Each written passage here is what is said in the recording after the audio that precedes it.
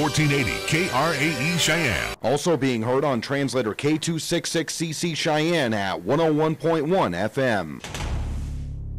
What you are about to hear is a sports talk radio show unlike any other that has ever before been broadcast in the capital city of Cheyenne, Wyoming, USA. This is Cheyenne, Wyoming's Sports Talk Authority. The Wyoming Cowboys, the Denver Broncos, the Colorado Rockies, and the Denver Nuggets. The show is local, it's regional, and yes, the show is national as well. Wyoming Sports Talk Today is on the air.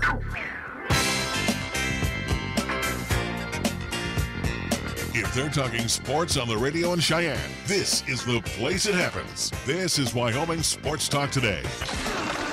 And welcome to a Monday edition of Wyoming Sports Talk Today, being brought to you by Taco John's of Cheyenne, Jolly Rogers RV Sales and Service over on Highway 30, Chick-fil-A at the corner of Windmill and Del Range, where you can get 3 squares each Monday through Saturday. Key of Cheyenne over on Nation Way. We want to thank Greg and AJ Miller, tire staff over there. Hey, some select 18s are on the lot, and of course the 19s are here.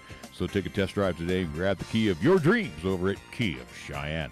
Platte Valley Bank, 2 banking locations. You'll catch Rick and the great crew over on Vandehigh at the original location, and again the secondary location for the Eastsiders at the corner of College and Pershing. Platte Valley Bank ×2. Medicap Pharmacy for all your pharmaceutical needs with your doctor's prescription. And don't forget, they have sundry supplies inside a convenient drive-thru with your doctor's prescription. Let Gene and his great staff fill those medications and explain those medications to you. Same location as always, Bluegrass Circle next door to Texas Roadhouse. Lennox Auto Body with the main repair center over on Dunn Avenue, founded by Dick Lennox and the tradition carried on by daughter Heather.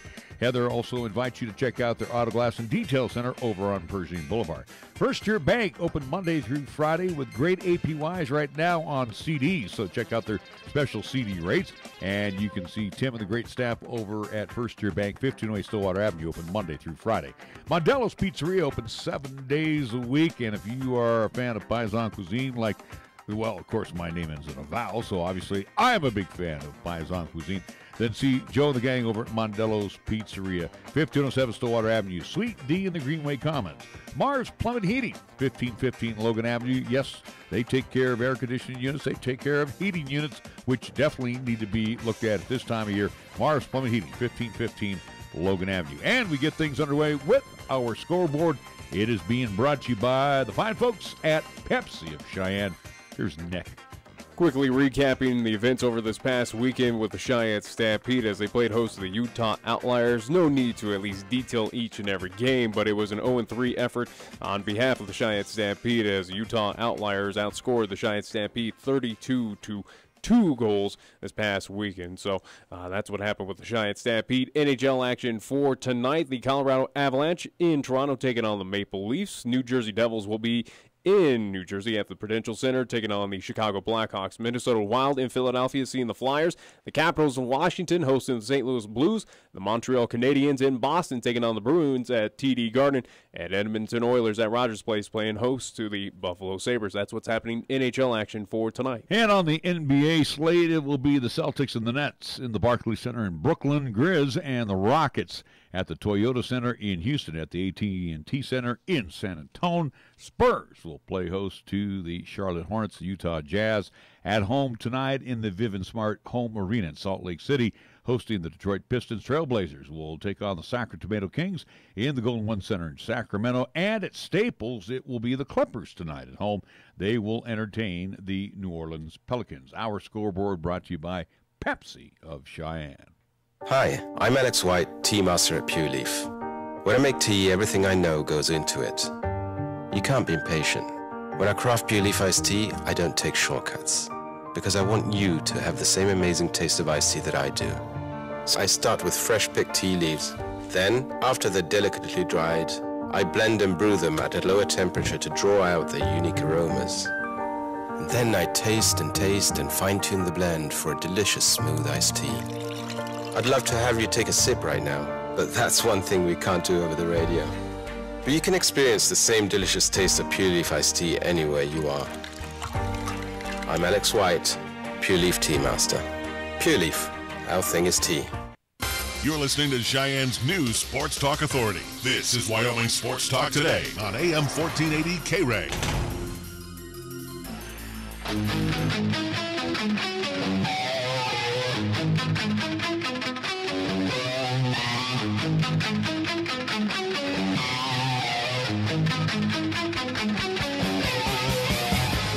We are here today, Wyoming Sports Talk Today. After doing the basketball thing, we are back in studio. Of course, on Friday, blame me. I was a little under the weather and trying to snap out of it, which I was able to do so somewhat in Casper for the double dip against the Thunderbirds and the late Thunderbirds.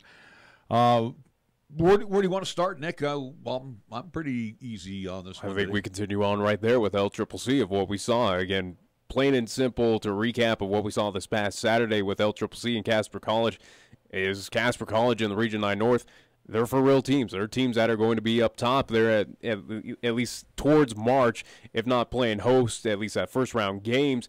Again, on the women's side, Lady Thunderbirds, yeah, they're a great outfit.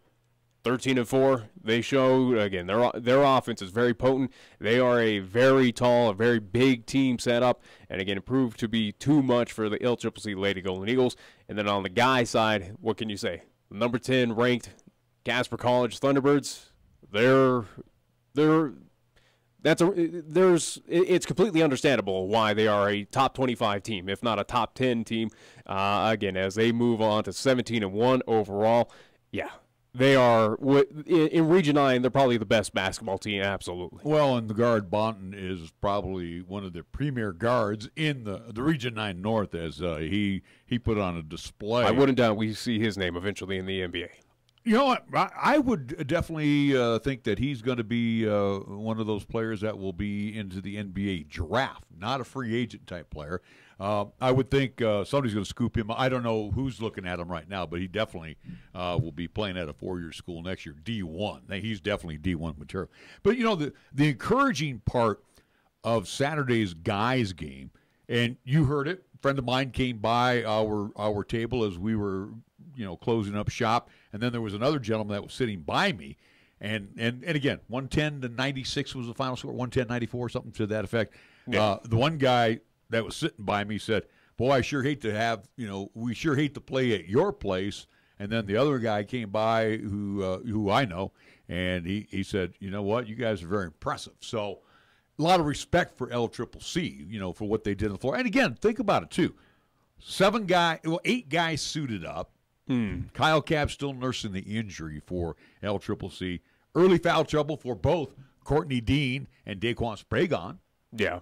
So that kind of, puts you behind the, the 8 ball right out of the box. Same with Casper College, though. They had a few early, at least players that got into that would be Finstuen who got into early foul. But either way, again, no real main excuse. It was basically what we saw between those two was an offense that just kind of powerhouse back and forth where Casper College eventually took advantage of a few turnovers, a few costly mistakes, a few misses that LCCC did have, and again, extended out to a double-digit lead, but it was pretty much Casper College's game throughout the entirety. It was close probably early on into that first half, and then eventually, here we go with a couple of main threes, or again, here are a few fast break opportunities by Casper College, and then just kind of elevated that lead, just kind of increments. But if I give credit to the Golden Eagles, it was more so of a situation of they fought, though. They never gave up. They got it close many times, especially in that second half, where they try to whittle it down under that double-digit, at least, points, but they were just unable to, again, because Casper College, this is an offensive powerhouse, and they took advantage of every little thing that they could get their hands on. And they just play essentially the Golden State Warrior type of basketball of not a whole lot of defense, but their offense can make up for them. Well, they dominated the boards. That was first and foremost. But I think Coach Vick has said it best on the post-game show where he said, especially one David Appelgren, they abused him inside. I mean, they basically owned the inside against David. Which is interesting. And against Hayden Collier, too, who came in. And again, I don't think there are any, at least for Casper College, it's no different. It's nothing extravagant of what David has seen throughout this season, especially going back to the Western Nebraska game. And hell, even go back to Northwestern. it's a situation for Applegrid. What he saw this Saturday isn't anything special. Oh, they were a step faster than the teams we have seen and a little stronger.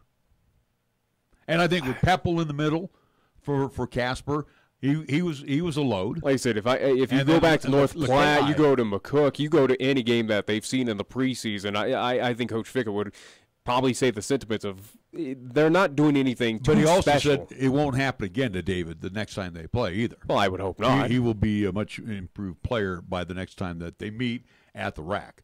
So anyway, it was a doubleheader sweep for the Lady Thunderbirds as well. Thunderbirds, going back to the Lady Thunderbirds, and they were a good outfit last year. The thing that was kind of, I don't want to say troubling, but we have maybe 2 or 3 sharpshooters on LCCC on the ladies' side. It seemed like everybody on that team could shoot from beyond the arc. And hit. And I think that's also, too, an issue with at least the defense of LCCC for the Lady Golden Eagles of not getting hands up in faces, not at least kind of putting a little extra pressure. There were a lot of opportunities where they were getting very good open looks for Casper College. And I think, if anything, on that game, at least what we saw was that it was kind of a defensive failure by LCCC. It was just allowing them to get those 3-point shots. Again, LCCC tried to match them, tried to do their best to whittle down that lead. Again, they had their opportunities like the men of, hey, let's get it close here. But, again, it was Casper College. It seemed like the entirety of that contest just took control of that ball game. And, again, those three-pointers that they hit early on, especially in that first quarter, pretty much just signed, sealed, at least delivered what that end result of that game was going to be. And then you look back to the thing that LCCC can't do, as they tried in the early get-go, and it was rating threes right out of the box. But again, I think, and you and me even had an argument before we got on the air. The thing that comes into play right now for LCCC, they just don't match up size-wise with a lot of teams. They've got good ability. Yeah, they have good ability. I think what it is it something that's getting into their minds? Is it a little bit frustrating? Possibly for the Lady Golden Eagles. But we've seen a lot of games. They got a lot of games under their belt, including the preseason. It's a team for LCCC. They beat teams that they should beat, and they're losing to teams that they probably should lose. And again, Casper College as a team, again, on the road up there in Casper, yeah, you had probably no business winning that game. And they clearly showed that against the Lady Thunderbirds. I think that's kind of the at least little hill right now for the LCCC is how do we defeat these better teams like Casper College. Now coming up this Wednesday against Central Wyoming. Central Wyoming is not – they're okay. They're under 500 overall.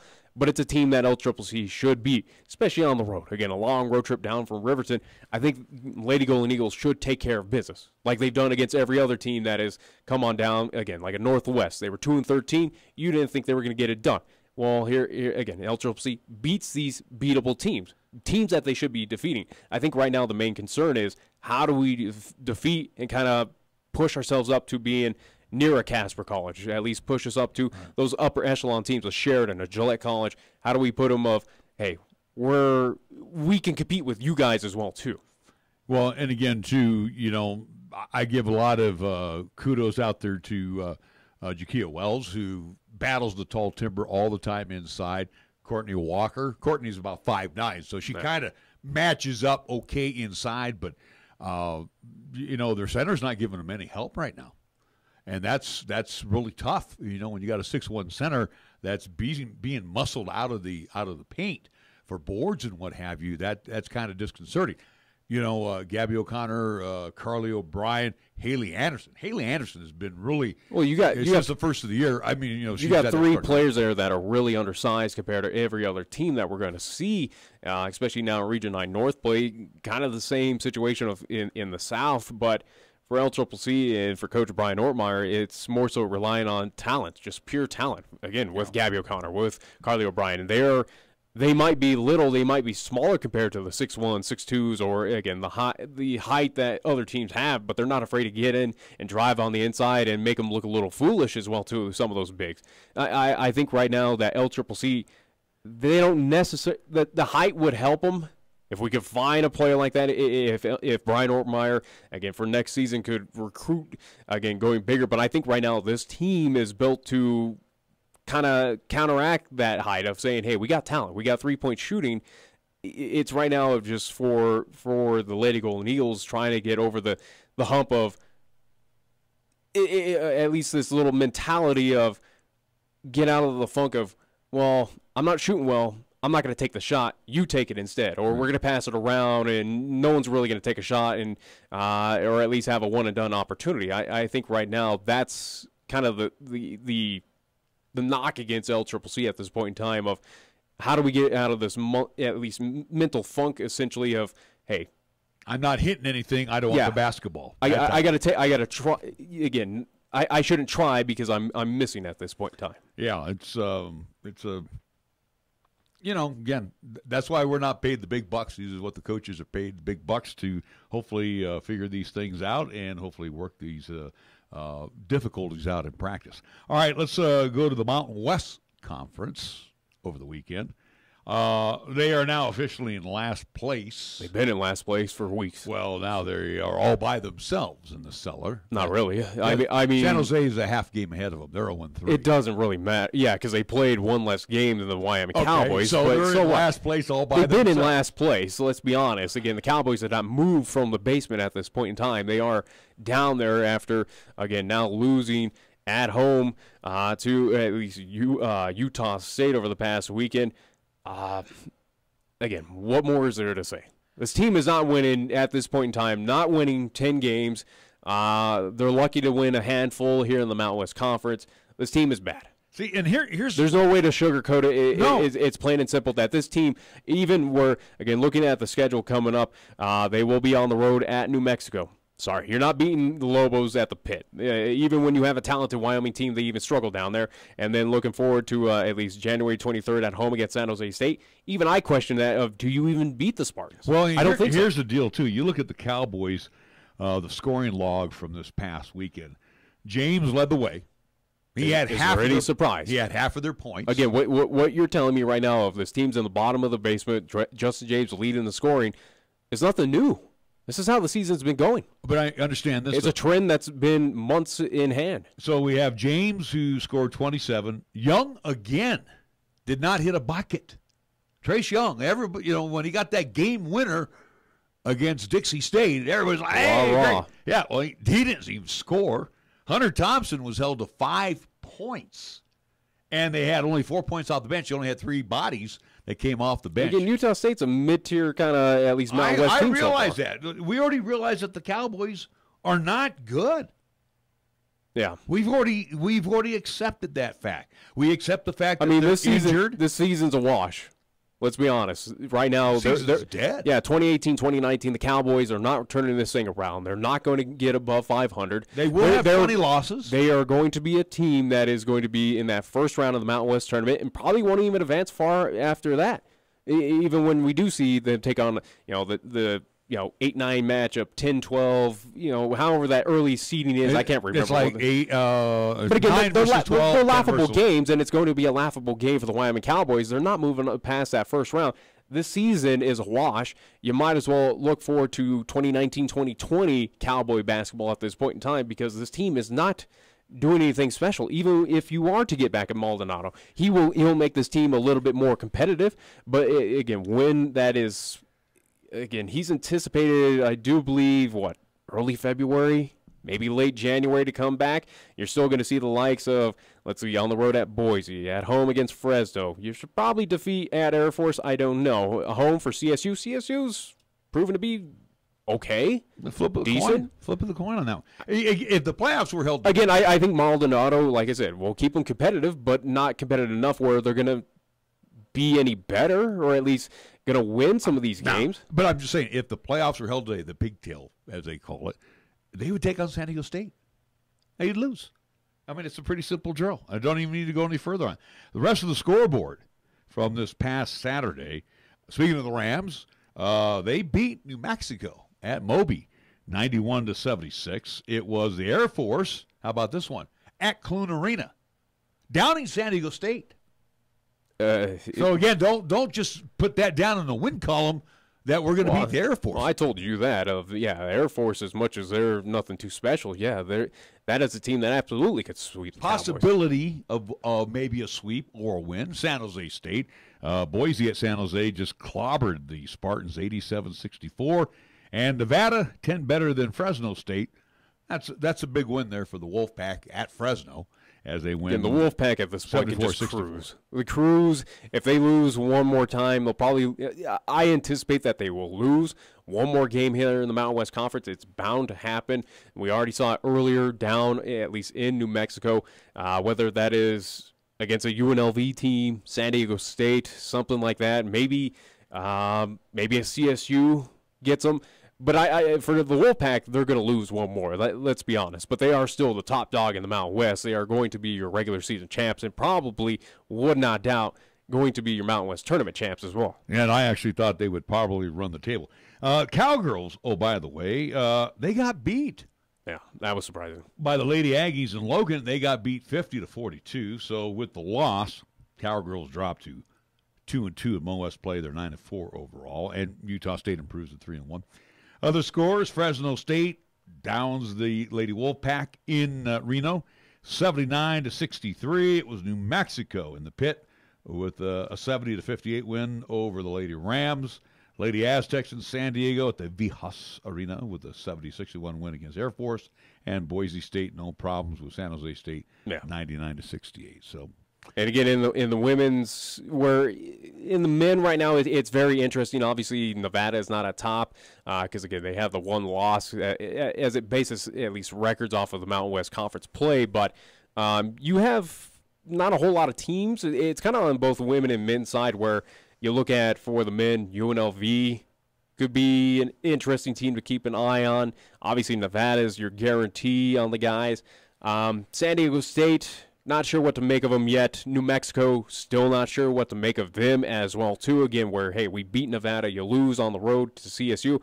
I don't know what to make of the Lobos, but it's kind of a two-dog fight almost of teams that I think can do something special and, if not, represent the Mountain West in the NCAA tournament. But on the women's side, it's kind of the same as well, where, again, looking at those standings, I don't know what to make of the Cowgirls right now. Well, they're in the mid-pack. They're fifth place right now. And again, their two losses were against very talented opponents. Again, Utah State's then they'll get the Lady Aggies at home, and I think it'll be a difference. And again, Boise as well, too, with Boise State. But right now, it's kind of we at this point in time, as we're kind of early into Mountain West play, we have a good understanding of who's moving on, who's going to do something special, and who's pretty much just going to sit back and have to play at probably a CBI or CIT at this point in time. Again, it's just interesting that we're at this point where, we know who's representing, or at least have a good understanding of who's going to represent the Mountain West in postseason play at this point. Oh, absolutely. Well, you know, and the thing is, too, with the Cowboys, and, you know, we've already said here with Coach Allen Edwards that nobody should go through what he's going through this year with the injuries. No. But it's part of the game. And, I mean, teams can deal with it. There's two different spectrums here. You got the group out here that wants him on a platter. And then again, that grows louder and louder every week. Yeah, and then guys like you and me, and again, we know Allen. He's a good coach. Don't lump us in with that group of saying we want his head on a platter.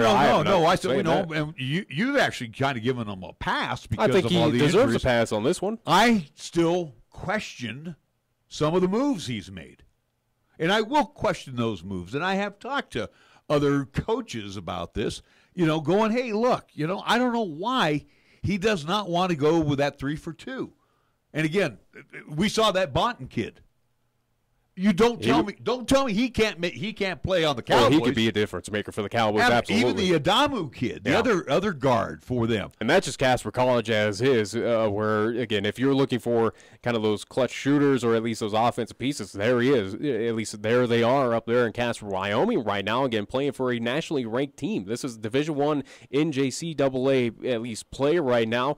And they are the number 10 ranked team. And by the way, how do you not take a look at these pieces? And by the way, they play offense and they do play defense too. Yeah, a little bit. Well, Bonton's kind of your all-around player right now. Adaman doesn't really. It didn't seem like he was doing well. But the thing is, this is what I challenge Coach Edwards on. He needs to start taking a look at this. Oh, he absolutely I mean, seriously. Does. Absolutely. I think this freshman route, or at least trying to get the full 4-year player right now coming to Laramie, Wyoming, is not working clearly. It's proving to be, again, here it is, his first kind of, or at least we're in the early stages of his recruiting classes at this point, and it's proving that it's not paying off in any dividends. It's blowing up in his face. It's proving to be a very terrible product. Well, and you can't redshirt every freshman. No. So I mean, you can. Don't get me wrong, but I'm just saying. But again, you got to have some bodies. Cowboys, 8 bodies. Cowboys, who are a team that love to shoot the three, or at least try to attempt it, and want to put up some big offensive prowess. Why not look at a Casper College? Again, the team right now, 17 games in, 18 games, they're averaging 107 points per game with some of this talent. How do you not look up again within the state of Wyoming? Just again from Laramie to Casper, what? 130 miles away from you? How do you not take a look and offer some opportunities? Yeah, they're going to be with you for 2 years. But I think that's, again, you're trying to build something. You're trying to get fans back out there. The fans are leaving left and right now out of the double. Oh, and they're not returning. And if you believe there's 3,400 people to watch that game against Utah State, not yeah, the fans have given up. And again, I know school is still not back in session. I think it gets back this week. But the point is, I think students have better things to do as well, but too. The season ticket holder is not even showing up right now. No, and why should they? And again, this team's terrible. It is. And why are you going to waste? Why are you going to waste your time? Why waste money? Why waste gas heading over to Laramie to watch a team that you know is going to lose? It's unfortunate that it's one of the worst teams in the Mountain West. I know it's unfortunate we have that mentality right now about us, but facts are facts. They're 4-13. Team that's going to be well on its way to losing 20 games. Oh, absolutely. And maybe more. Who knows? Yeah. Again, is there 1 or 2 or 3 MOS wins in the offing for Cowboys? You would like to think so. You would hope. I just don't know. I don't know. Again, at home against the San Jose State, you should beat them. Will they against the Spartans? I don't know. I really don't. That is not to beat up this team. It is a honest question of, can we really beat San Jose? Can this team really beat CSU? Can this team really beat Air Force? You know, you look at their 2 home losses, Boise State and Utah State. So you got to go on the road there. Do you think you're going to win in Boise and at Logan? No. Your 2 road losses, UNLV. You're not beating the Running Rebels. They're San Diego State. You think you're going to beat San Diego State in Laramie? Maybe Air Force beat them at Clune because Air Force slowed them down. But you're not going to beat San Diego State at home. Yeah. I mean, that would be, boy, really, if Moses parts the Red Sea on that one, then maybe you'll get that miracle win, but I doubt it. Anyway, so the basketball program having a lot of problems right now physically and right now just playing a complete 40-minute game. They're not doing that. They're not even playing a complete 20-minute first half. And it's tough right now to see all this happening to the Miami Cowboys. Like I said, I do believe last week, and I'll say it again right now in the state of Wyoming, I think on the JUCO side, we have better basketball, even including here in town. We have better basketball to watch right now than the Wyoming Cowboys, and that's saying something. And again, that's something that Coach Allen Edwards needs to realize of, hey, these JUCO products around the state, again, whether it's Western, LCCC, Eastern, Casper, Gillette, Sheridan. Sheridan is also to a top 25 ranked team up there as well. Also to Northwest, Central Wyoming. We got a lot of good JUCO, at least basketball, going on here in the state in Region 9. A lot of talent in this region, and why you're not taking a look at it, at least where other folks right now are tuning away from you and tuning into these, at least NJCAA programs. Right. You might want to do the same thing, Coach Edwards. Just take it into consideration, okay? Think about it when you're getting a chance to go around. And again, with today's technology, you can check it out all the time. By the way, too, as I was looking at the Cowboys' log for this past week, you had Justin James go all 40 minutes. Which is no surprise. You're going to beat him up. You're going to burn him out. Oh, yeah. 35 minutes for Hunter Thompson. That's way too lengthy of a shift for him. And then Young went 31 minutes. Taylor went 37 minutes. Again, you have nobody on the bench right now to spell these guys for ample periods of time. All right, we do need to take a timeout. We will be back with more of Wyoming Sports Talk today after these words right here in 1480 KRAE. Hop into the KRAE Time Machine each Monday through Thursday for the golden age of radio, featuring famous radio classics such as Jack Armstrong and Suspense Theater, along with pioneers in the entertainment industry like Bob Hope and Abbott and Costello, along with many other performers who've captured our ears many, many years ago. Join us for the golden age of radio Monday through Thursday, 8 until 10 p.m. on 1480 KRAE, also 101.1 FM, and you can also stream all of our programming on 1480krae.com. The message is simple. Drive sober or get pulled over. If you drink and drive, remember it's illegal and it can cost you your freedom or worse, your life. It's been determined that a blood alcohol content of 0.08% or more can impair you considerably when you are behind the wheel. Financially, it can devastate you if you get arrested. More importantly, it could result in losing a friend or a family member. That price is too high to pay. Call a designated driver after enjoying a night out and get home safe. Paid for by Federal Highway Safety Funds. Are you looking for a pharmacist who will actually take the time to talk to you? Then come to Medicap Pharmacy. We're dedicated to healthcare only, which means we'll fill your prescription quickly, and then we'll make time to listen, answer your questions, explain your prescriptions, and tell you about possible drug interactions. Medicap Pharmacy. We'll always make time for you. Medicap Pharmacy, 1947 Bluegrass Circle, next to Texas Roadhouse in Cheyenne. Or call 635-3712. Is excess weight affecting your health? Have you decided to do something about it? The Weight Management Program at Consultants in Surgery at Cheyenne Regional Medical Group can help improve the health and well-being of people who are overweight and struggling with diabetes, hypertension, high cholesterol, and sleep apnea. Why wait? The time is now. To see if weight loss surgery is right for you, call 307-632-1114 or visit CheyenneRegional.org/weight loss. Here's the latest weather forecast on 1480 KRAE. Otherwise, for today, sunshine. We're looking for a daytime high of 44 degrees, mostly clear for tonight, a low down to 21. Tomorrow, Tuesday, sunshine. We're calling for a daytime high of 48. Partly cloudy Tuesday night with our low down to 23. And for Wednesday, mostly sunny. Expect a daytime high near 46. When it comes to sports talk in Cheyenne, it's a whole new ballgame. Let's play ball! You're listening to Wyoming Sports Talk today, and it's only here on AM 1480 KRAE.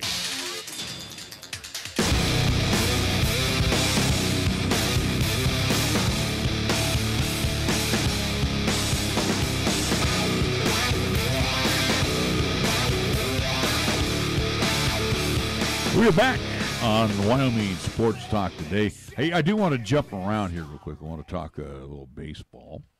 You and me had that discussion on the way back as well. As far as my mind is. Well, but also, too, I was talking with Coach Salisbury because we were talking about OU's Murray. Will he be the next double dipper?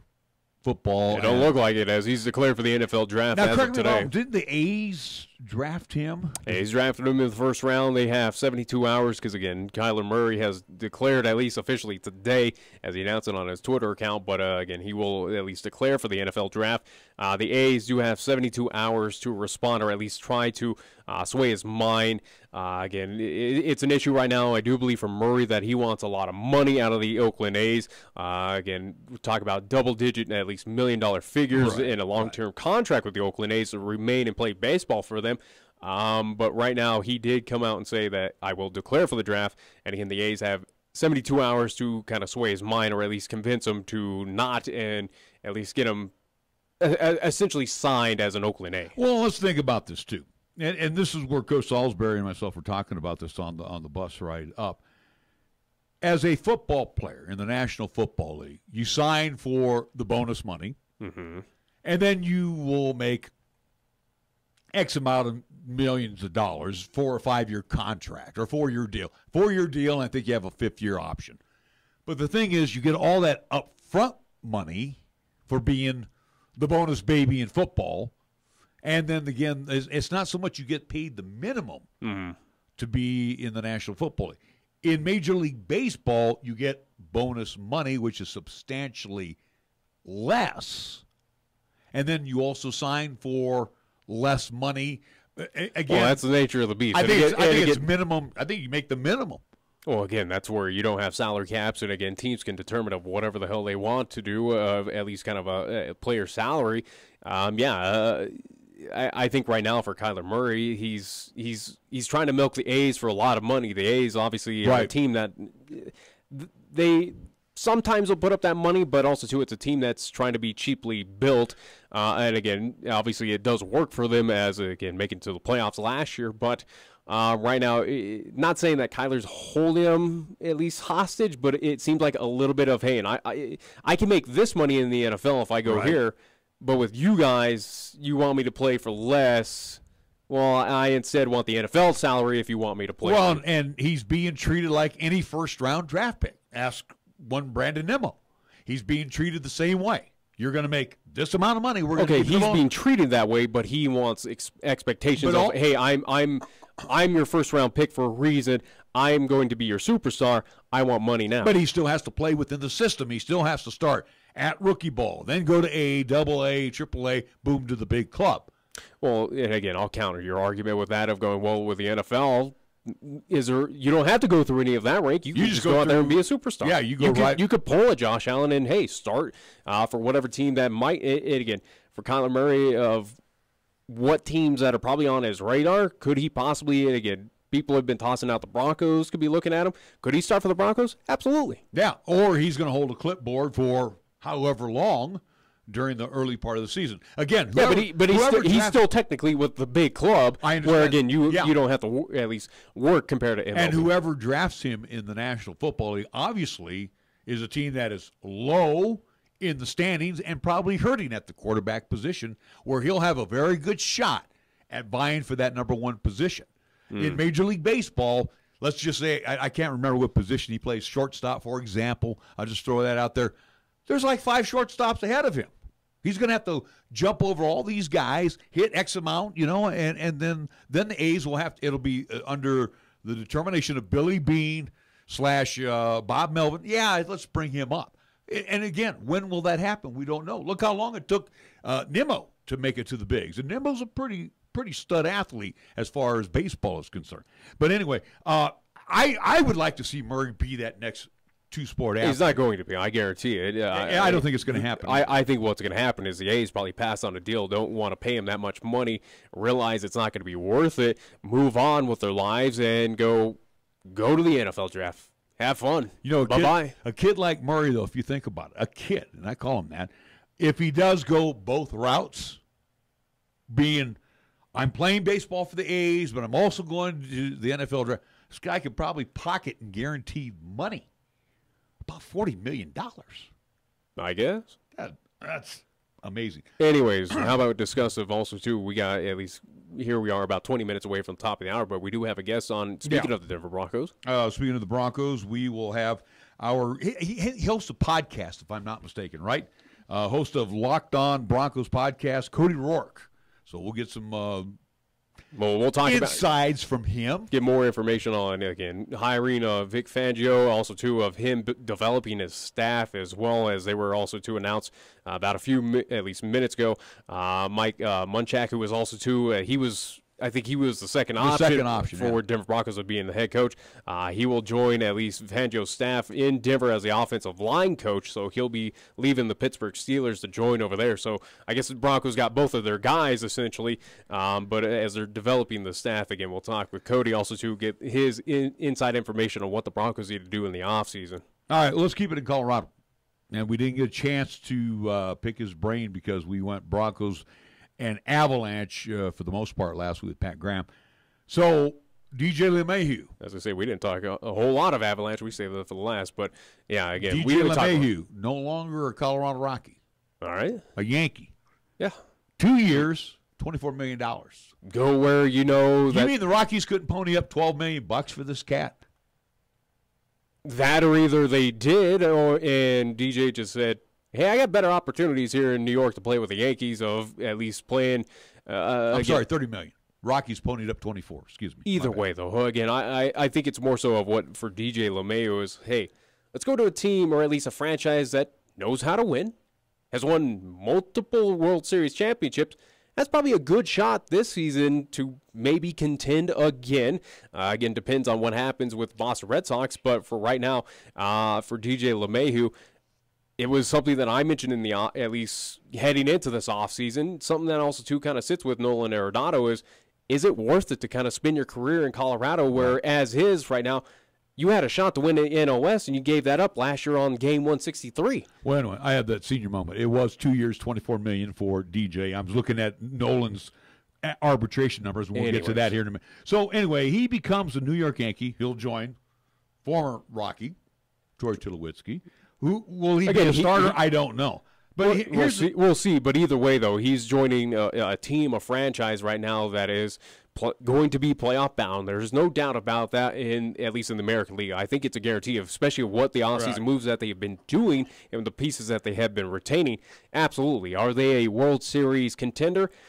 You have to pause and think with the Yankees always. Could be. There is a possibility. I don't think they're the clear favorite, in my opinion, but it's a team that's going to give probably DJ LeMahieu, Troy Tulowitzki, and a few others of that opportunity a little bit better than they did with the Colorado Rockies. And also with the Yankees now, they don't rush Didi Gregorius back to the take your time. I don't think they would. But here's the deal. I'm kind of just mesmerized by all of this. Is that, and again, you just don't have guys that want to stay with the same club.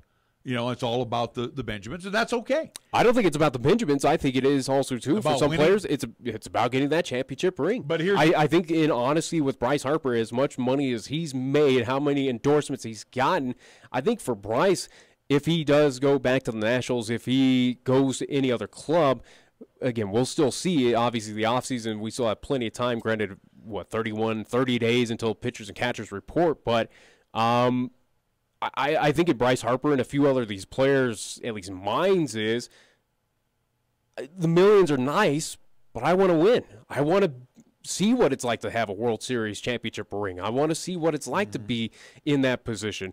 Again, for a DJ LeMahieu, I think he realized it's not going to get done at least with the Colorado Rockies. I have the best shot with the New York Yankees. Well, and here's the deal, too. LeMahieu, this is what kind of boggles my mind. I don't look at the Coors Field numbers and numbers away from Coors Field. I look at the guy as a 3-time Gold Glover. Mm-hmm. Last year was the first time that he was actually injured. I think he had the hamstring injury. The guy is probably one of the best number 2 hitters. Would you agree or disagree? I think he's a good contact. Debatable, but I think he's in good conversation. But he is definitely an added piece, a good piece for the New York Yankees. He's going to be a good, at least defensive piece for the Yankees. Again, offense, see what they do if they again where they put him in that rotation. But he's not your prototypical second baseman at 6'4". No. But the thing is too. So the Rockies sign Daniel Murphy, who is a second baseman by trade. Mm-hmm. But the talk was, we got Murphy. He can play first. Yeah, we could throw Desmond to the outfield, or Desmond could be part of a trade. We don't know. So now, with LeMahieu gone, does that basically say, okay, Murphy, you now go play second, Desi, you stay at first, and the outfield will remain the same. We're not sure if we want to keep Cargo or not. I think that's probably the best route as is right now. I think it is a huge knock against the Colorado Rockies. They do lose a big piece. Again, as I mentioned, of what he'll bring to the Yankees, that's exactly what the Rockies are now going to miss. Again, Daniel Murphy, if I for second baseman, comparing the two, and again, maybe out of line on this, I would rather have had DJ LeMahieu on my team than a Daniel Murphy. He is still a good player, absolutely. There's no doubt about it. But again, if I had to choose, if I was the Rockies, if I was in that opportunity to have a Daniel Murphy at second base or a DJ LeMahieu, I'd go LeMahieu. He's young, he's upcoming. Yeah, he can build, he can develop, but he has promises of he could be probably that next good player, or at least possibly great player in Major League Baseball. And I think he's going to learn that and develop possibly with the New York Yankees system.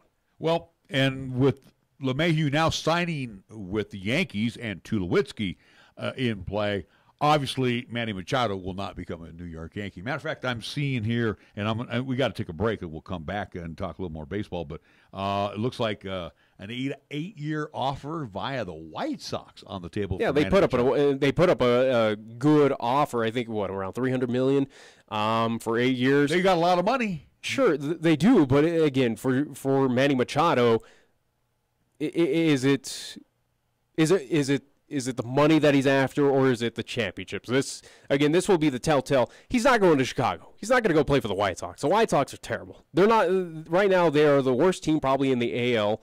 That's in the entirety of the league, in my opinion. Manny Machado is not going to sign that deal. He's not going to go play for a loser. He was already with that with the Baltimore Orioles. Why would he go and do that again? Where I think for Machado, for Bryce Harper, for a lot of these players right now, what's on their mind is they want to win. They want to go to the postseason. They want to win a World Series, which they have not done. And I think Machado, he's going to look at this, scoff at it, and go, hey, Philadelphia, hey, Boston, hey, whoever is right now the hottest team, what are you going to offer me? Well, I'll tell you what. Again, I know it's about the ring and all about that, but also, too, Chicago got rid of all of the Chris Sales. They got rid of all of their high price. Yeah, they fire Sale, and they're rebuilding. They're rebuilding with youth, and now do they want to – and here's what they're telling Manny. They're saying, we want to rebuild around you. Manny's been with that rebuild in Baltimore. Well, the rebuild didn't go, though, because what they did, they were still fire sailing.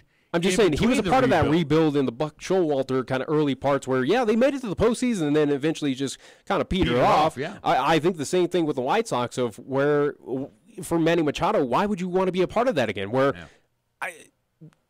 again, maybe it's a little selfish in his mind, but it's, hey, I've already done that. I want to win now. Simple as that. All right, we're going to take a timeout. We're going to come back. Nolan Arenado might be headed to arbitration. We're back after these words. When you say Mondello Pizzeria, think authentic Italian. When you say Mondello Pizzeria, think made fresh from scratch. When you say Mondello Pizzeria, think great pizza, delicious Philly cheesesteak, superb hot and cold Italian sandwiches, meatballs, sausage, and special subs, calzones, crisp salads, and great service. When you say Mondello's Pizzeria, think unmatched Italian taste. Mondello's Pizzeria, 1507 Stillwater Avenue, your only true Italian stop for lunch or dinner. Let First Education Federal Credit Union help make buying your next car a breeze.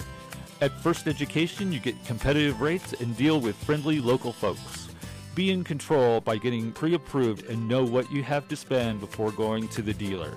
Call 432-7400, go to firstedfcu.com, or visit us in person at 120 West Carlson Street with approved credit, membership eligibility required, federally insured by NCUA.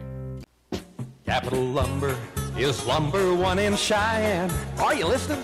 We're all the lumber store you'll ever need. For over 50 years, Capital Lumber Company has offered a full line of hardware and lumber selections. Plenty of materials, even for the do-it-yourselfer. So talk with one of the many experts today at Capital Lumber Company. Capital Lumber Company is the best in the region, and they are your true value hardware store. Lumber One in Cheyenne. Capital Lumber Company at 1222 Dunn Avenue. There are a lot of things that can go wrong with your vehicle, and most of it is a minor problem. And John at Shine Auto Repair and Service knows the right way to get you back on track. So with temperatures heading south, now's the perfect time to winterize your car or truck. This can be done with a simple oil change, maybe a tune-up, checking the thermostat, brakes, and shocks. It's the little and important repairs that Cars has performed on all makes of vehicles now for over 25 years to keep you motoring along in any season. For an appointment, call 632-0498 or stop on by at 604 West Lincoln Way. Shine Auto Repair and Service, open Monday through Friday. Cheyenne's oldest coin dealer and supplier, The Coin Shop, is proud to serve the community since 1982. Trade or sell your gold, silver, and other precious metals. Visit with David and the knowledgeable staff for a fair and honest assessment of your valuables. Located at 510 West Lincoln Way. Call them today at 778-7196 to schedule your personal consultation. There's a place where possibilities are boundless, where curiosity runs rampant, where exploration becomes opportunity, With Laramie County Community College, you can discover the best version of yourself. It's time to take on new challenges, to enrich your life, and to create the future you deserve.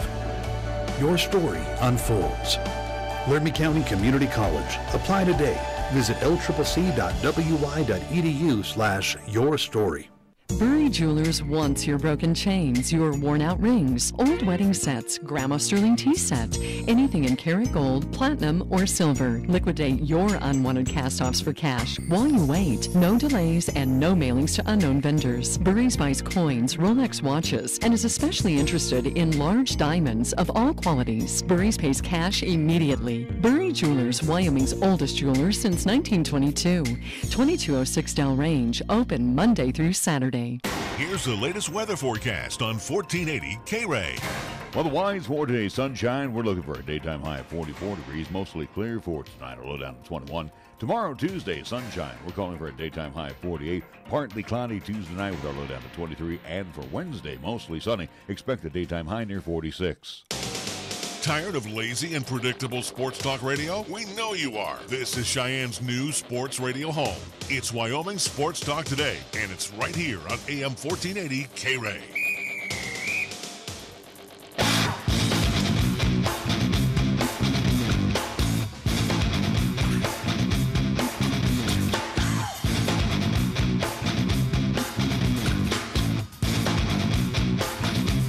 We are back on Wyoming Sports Talk Today. If you didn't hear about Trevor's story, he avoided arbitration. Now, again, Story made the minimum last year. Not too bad, I mean, by our standards, $555,000. He avoided arbitration, and he will take $5 million for this year's salary. Now, you brought up some good points about winning. Well, Nolan Arenado and the Rockies did not reach a settlement on a one-year deal Friday. Now, Nolan wants, if I'm not mistaken, he wants $30 million for the year. All right. Rockies offered $24. Arbitration. So $6 million difference. Yeah, and if they go to arbitration, again, does Nolan win or does the Rockies win? But they're hoping that they don't go to arbitration because they're looking at somewhere meet in the middle at $27 million. Here's the deal, too. If you go to arbitration, and this is things that people don't understand about it, you go there, and the other side, which would be the Rockies, are not going to say everything nice about Nolan. They're going to say the bad things about him. Mm-hmm. This is why they don't want to pay him the extra $6 million.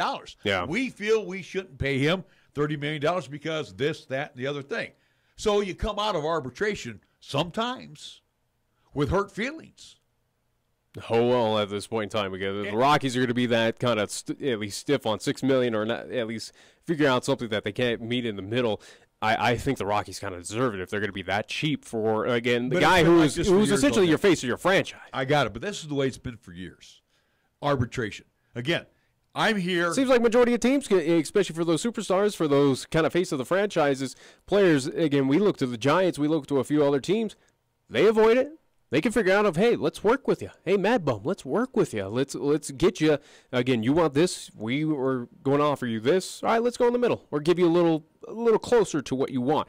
If the Rockies get this into arbitration, again, the face of the franchise, I think he's going to be. If it does go to arbitration, it becomes hurt feelings, and then I think that signs at least right there the death warrant for the Colorado Rockies of that. Nolan Arenado is not going to be a part of that Rockies team for much more long. I mean, let's be real with Nolan. Do you think that he would lose in arbitration? I don't believe he will, because over his 5-year career, he's 27 years old, and last year, again, this is the Rockies. Yeah, but last year he hit close to 300.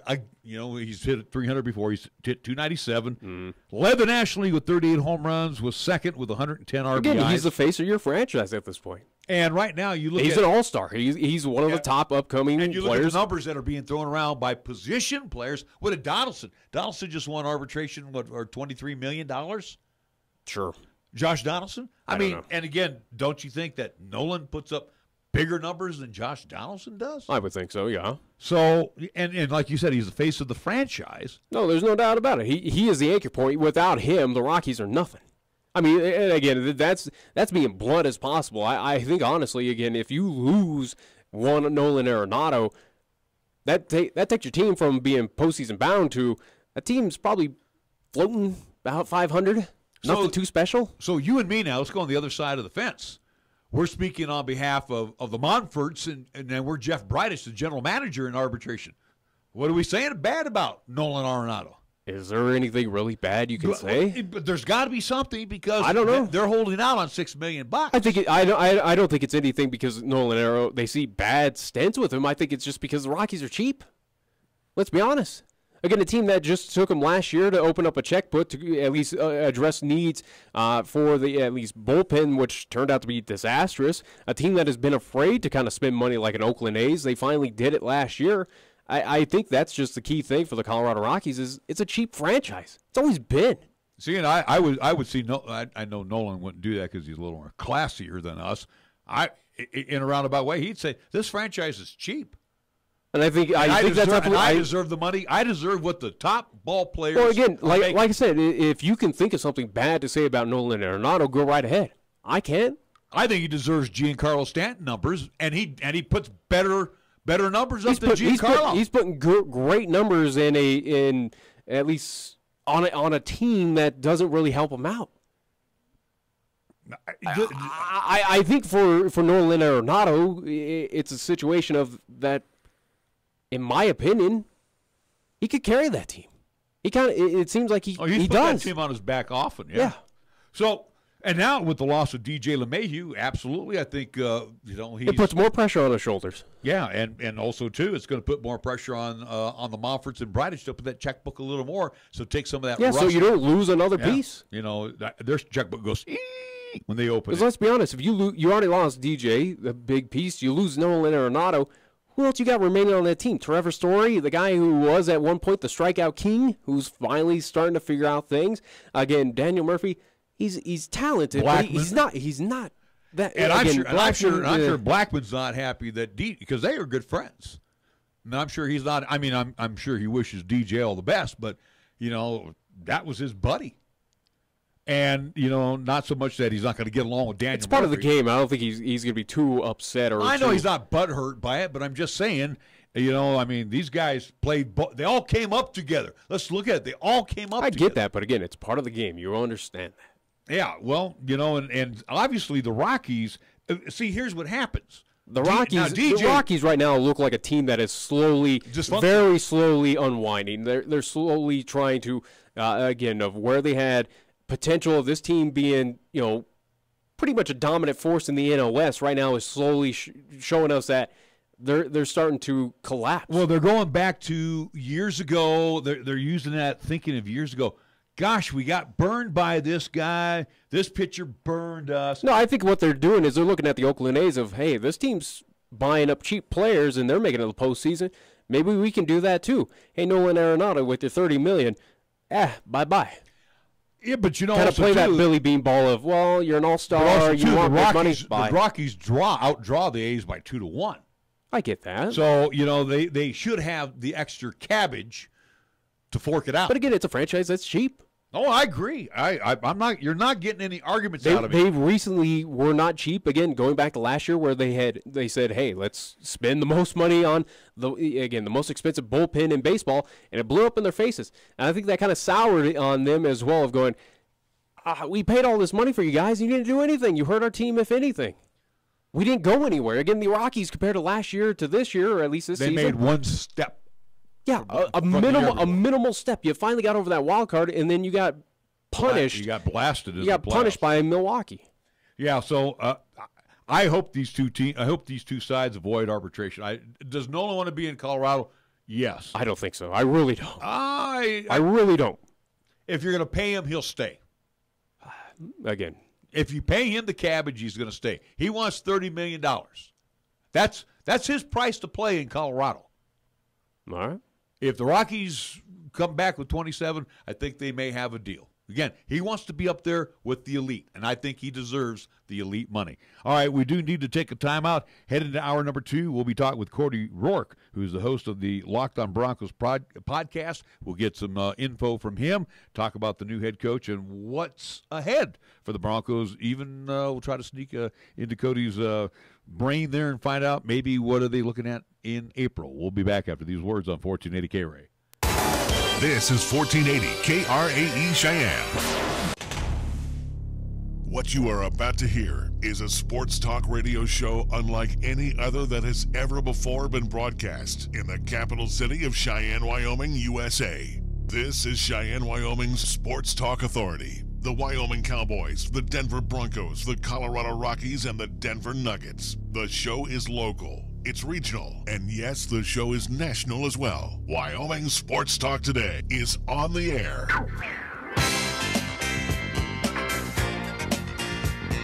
If they're talking sports on the radio in Cheyenne, this is the place it happens. This is Wyoming Sports Talk Today. And it is hour number 2 of Wyoming Sports Talk Today, being brought to you by Marv's Plumbing and Heating. 1515 Logan Avenue. Also, Mondello's Pizzeria at 1507 Stillwater Avenue. Suite D in the Greenway Commons, open Monday through Sunday. First Tier Bank, right across the street at 1508 Stillwater Avenue. Banking done the old-fashioned way. Customer service, always first and foremost. 1508 Stillwater Avenue, open Monday through Friday. Lennox Auto Body, the main auto and truck repair center, can be found on Dunn Avenue with a plethora of bays. And the Auto Glass and Detail Center over on Pershing Boulevard. Family-owned, family-operated Lennox Auto Body of Cheyenne. Medicap Pharmacy for all your pharmaceutical needs. And again, see Gene and the wonderful staff over on Bluegrass Circle next door to Texas Roadhouse. Platte Valley Bank offers 2 banking locations. Eastsiders, as you're heading home, stop in at the corner of College and Pershing, or go to the original location on the north side on Vanda High Avenue, open Monday through Friday. Kia of Cheyenne on Nation Way. Again, make sure you're bringing in that pre-owned vehicle, because they want those pre-owns, but they also want you to test drive the remaining 18s on the lot and check out the 19s. They got a good selection for you today. Kia of Cheyenne on Nation Way. Chick-fil-A at the corner of Windmill and Delrange, directly across from Menards. Ray and Cindy and the whole crew invite you to come on by. Delicious breakfast offered, lunch, and again, you're getting off work at 5 o'clock. Head on through 2 convenient drive-thrus, grab some dinner, and make sure it's a Chick-fil-A experience this evening. Chick-fil-A at the corner of Windmill and Delrange. Jolly Rogers RV Sales and Service is your home for Jayco products. RVs, fifth wheels, travel trailers, and again, during the, I would call it the off-season, you're going to find some sensational deals going on right now at Jolly Rogers RV Sales and Service on Highway 30. And Taco John's with many locations here in Cheyenne. Loaded potato olays. Again, they're 6-pack and a pound offer. Oh, tomorrow. Gosh, got to remember that. Tuesday always is Taco Tuesday here in Cheyenne at Taco John's of Cheyenne. And we go to our scoreboard, which is being brought to you by Pepsi of Cheyenne. Here's Nick. Past weekend for the Cheyenne Stampede, kind of a rough go of it as they played host to the Utah Outliers. Again, an 0-3 effort on behalf of the Cheyenne Stampede. Again, not really to break down in full details, but we'll just say the Utah Outliers outscored Cheyenne Stampede 32-2 in that 3-game homestand. NHL action for tonight. Colorado Avalanche on the road in Toronto, taking on the Maple Leafs at Scotiabank Arena. New Jersey Devils at home will host the Chicago Blackhawks. Minnesota Wild in Philadelphia, taking on the Flyers at Wells Fargo Center. Capitals of Washington playing host to the St. Louis Blues. Montreal Canadiens travel to Boston to take on the Bruins at TD Garden. And last but not least, the Edmonton Oilers at Rogers Place play host to the Buffalo Sabres. That's what's happening in NHL action for tonight. And on the NBA hardwood, it will be the Nets in the Barclays Center playing host to the Boston Celtics. The Grizz will visit the Rockets at the Toyota Center in Houston. Spurs tonight in the AT&T Center will entertain the Charlotte Hornets. The Pistons of Detroit go to Salt Lake City and the Vivint Smart Home Arena to take on the Utah Jazz. The Sacramento Kings in Sacramento at the Golden One Center. They'll entertain the Portland Trail Blazers and the Pelicans of New Orleans in Los Angeles at Staples to face the Clippers. Our scoreboard brought to you by Pepsi of Cheyenne. Yo, this is your cup holder talking. You know me, the little round thing between your car seats. Now, listen, we need to talk.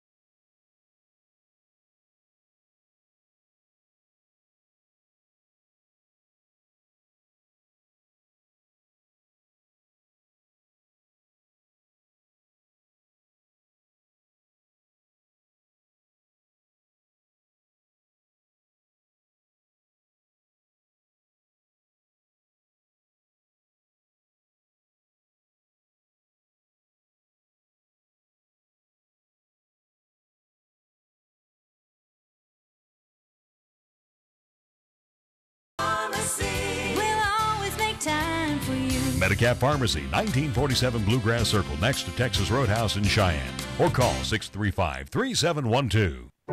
There's a place where possibilities are boundless, where curiosity runs rampant, where exploration becomes opportunity. With Laramie County Community College, you can discover the best version of yourself. It's time to take on new challenges, to enrich your life, and to create the future you deserve. Your story unfolds. Laramie County Community College. Apply today. Visit lccc.wy.edu/yourstory. Feeling that cool Wyoming breeze in the early morning? So now's the time to make sure your furnace is in good repair. And Marv's Plumbing Heating, 1515 Logan Avenue is the place to go. Marv's trained technicians can inspect, repair, and replace your furnace and boiler and are available 24/7. Freezing temperatures in Wyoming can happen at any time. No one wants to shiver in their own home. Don't get the chills. Stay cozy. Call Marv's Plumbing and Heating at 316-7634 today. Here's the latest weather forecast on 1480 KRAE. Otherwise, for today, sunshine. We're looking for a daytime high of 44 degrees, mostly clear for tonight, a low down to 21. Tomorrow, Tuesday, sunshine. We're calling for a daytime high of 48. Partly cloudy Tuesday night with our low down to 23. And for Wednesday, mostly sunny. Expect a daytime high near 46. Got something to say? Then get it off your chest right now. Phone lines are open at 307-514-1071. Make your opinion count and call the show. Wyoming Sports Talk today.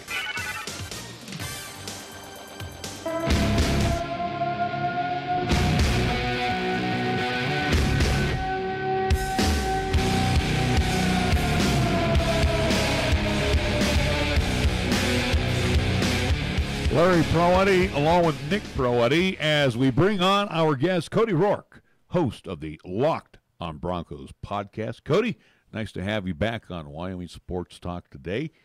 We'll get right into the meat and potatoes of our discussion with you.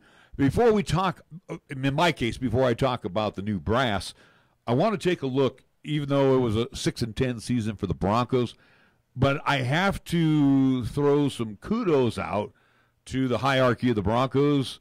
Bradley Chubb, Cortland Sutton, undrafted Philip Lindsay, all played prominent roles for this team that was well under the Mendoza line this season. Oh, yeah, absolutely. I mean, I don't think any one of us really had expected earlier on in the year, you know, right from the onset, that guys like Cortland Sutton and them would be contributing right away. Deshaun Hamilton, another guy, for example, and even Isaac Yiadom. We got to see a little bit of him towards the end of the year. You know, I was able to be at, you know, training camp, be up close and personal with the team, and I just knew, based on watching these guys in practice, you know, these guys, you know, if you look at Cortland Sutton in person compared to Demaryius Thomas, who's no longer on the team, he was bigger than Demaryius Thomas, and that's a hard kind of feat to say because he's definitely that type of guy. We saw it. You throw him the ball up in the air, he's going to go make a play on it. But, yeah, you know, Philip Lindsay coming out of nowhere, even Royce Freeman at the beginning of the year before he had that high ankle sprain, was rolling, and the Broncos' rushing attack was pretty efficient. Now, unfortunately, he, you know, experienced that injury. I don't think he was the same guy the rest of the way. We saw bits and pieces of it, but, you know, I definitely, you know, Broncos brass in this last draft, you know, it was graded as an A draft. I know we had talked about it after the draft, and really it kind of came to fruition this year with the result on the field, despite a 6-10 season. The question for me is, and again, let's tip our cap to the Broncos. They had a fairly decent draft over the last couple of seasons. Let's look at 2019 here in April. Again, I'm going to ask you to dust off the crystal ball there. And we were talking about this athlete last hour since he got drafted in the first round by the Athletics. I guess the question would be, by the time the Broncos pick, and it's not a quarterback need type of draft this year, but again, you don't leave a kid like Kyle Murray on the shelf. Is he available for the Broncos in the first round? You know, I don't think he makes it past. I don't think he makes it to number 10. He's definitely a prolific athlete. Let's talk about the quarterback class real quick here. Dwayne Haskins declared, and in my mind at that point, we were expecting Justin Herbert to as well. He's deciding to stay at Oregon. Dwayne Haskins right now and Kyler Murray, they're the top two quarterbacks in this year's NFL draft. Those guys are going to go in the first, you know, before the Broncos are even able to pick. Where they go to right now, that's kind of in question. You could see New York Giants trying to get another guy for the future when Eli Manning retires. You can see the Jaguars going in with a Dwayne Haskins-type pick as well. And who knows what Arizona is going to do at that number 1 pick. They could end up trading that pick. But, as of right now, it's unlikely they part ways with, Josh Rosen. I mean, it would be completely senseless to abandon a rookie quarterback after one season, for another rookie quarterback at number 1. I know a lot of people wanted to link Cliff Kingsbury's comments to what he said when he was a coach over at Texas Tech. So I think overall, when the Broncos are at 10, I think the Broncos go quarterback. I just don't think it's going to be Kyler Murray. Do you foresee, at least in that April draft of the Denver Broncos, and as you mentioned with the at least Arizona Cardinals, San Francisco 49ers right there at 2, could be teams that trade up? Is it possible that the Denver Broncos could be aggressive and try to trade with those teams to possibly pick up a Kyler Murray, or are they going to just be happy at number 10 in the draft? I think that's a great point. And you mentioned a very specific term in your statement there. You said aggressive, and the Broncos are going to have a very aggressive approach to free agency and the draft. So I wouldn't be surprised if they traded up a little bit, maybe a few spots in the draft. But really, at this time, I can't really wrap my head around what they would essentially give up in order to move up a couple of spaces in this year's draft. That's obviously something that will probably formulate a little bit as we get closer to draft season. But it's certainly possible. I think the Broncos have salary cap in order to make some of these moves. They might want to offset a couple of contracts. There's always these possibilities. It just depends on who's ahead of you and what those teams need. And I think the Broncos are going to take a very aggressive stance in this year's offseason. They've already done it so far with the coaching hires. They're going to do it in free agency from what I'm told. And in the draft, they're already looking at Drew Lock from Missouri as one of their key guys. They've been there personally scouting him on his game. So, in this term, and when we talk about it, he's the guy that's really high on their radar right now compared to some other quarterbacks, and I think they might go with him. Now, do they go with him at number 10? I have no idea. We could see him go defensive line with the 10th pick in the NFL draft this year from what I'm being told, especially with Vic Fangio's 3-4 defensive scheme. You got to have a really solidified nose tackle in there in the middle. That's the big question mark right now. We're talking with Cody Roark, host of the Locked on Broncos podcast. Before we get into Coach Fangio and his staff, you got your report card in front of you. You've looked at all of the games this year. You're going to put a grade down on that paper for one Case Keenum. What would you come out with on his performance this season? That's a tough one too, and I thought long and hard about it. Case Keenum, we saw several games where he displayed a lot of interceptions early on in the season. He toned it down a little bit towards the end of the season, minus the last couple of games. Very aggressive, leading some game-winning drives and some impressive wins.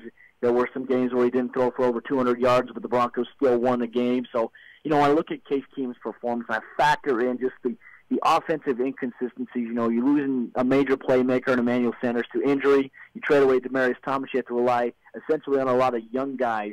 I would grade Case Keenum's performance in 2017-2018 season more so as, I'd probably say a C. I'd give him a C grade based on that. Now, can he play better? I absolutely think he can. I think really the Broncos went away last year from playing to the strengths of what we saw from Case Keenum. You go back to a successful year, 13-3 season in Minnesota, NFC Championship. We saw Case Keenum on the go. He was better as a quarterback throwing while on the move compared to just being a drop-back quarterback. And we saw that success in Minnesota.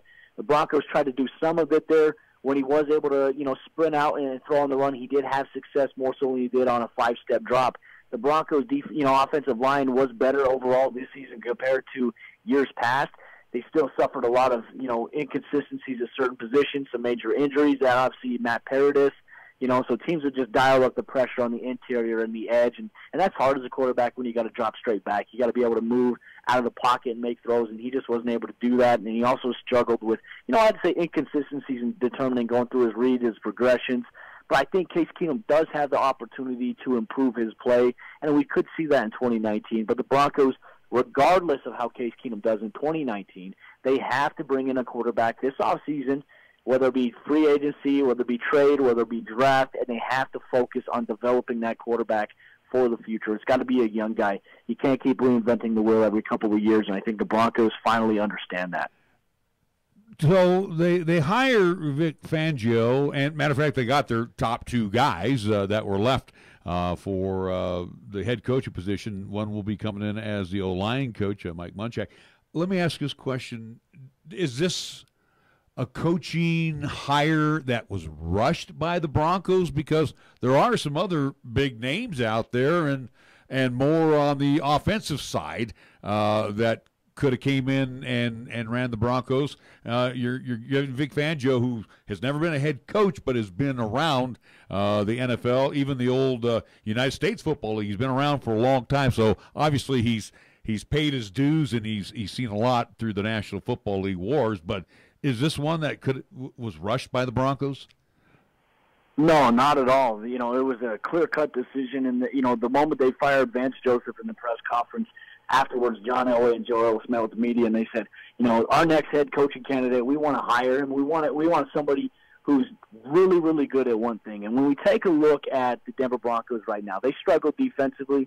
They struggled with culture. Realistically speaking, culture-wise, they're very young. Vance Joseph, up in his upper 30s, they're not necessarily young, as we're seeing with the fever that everyone's looking for, and the next Sean McVay. I mean, everybody's looking for the next Sean McVay.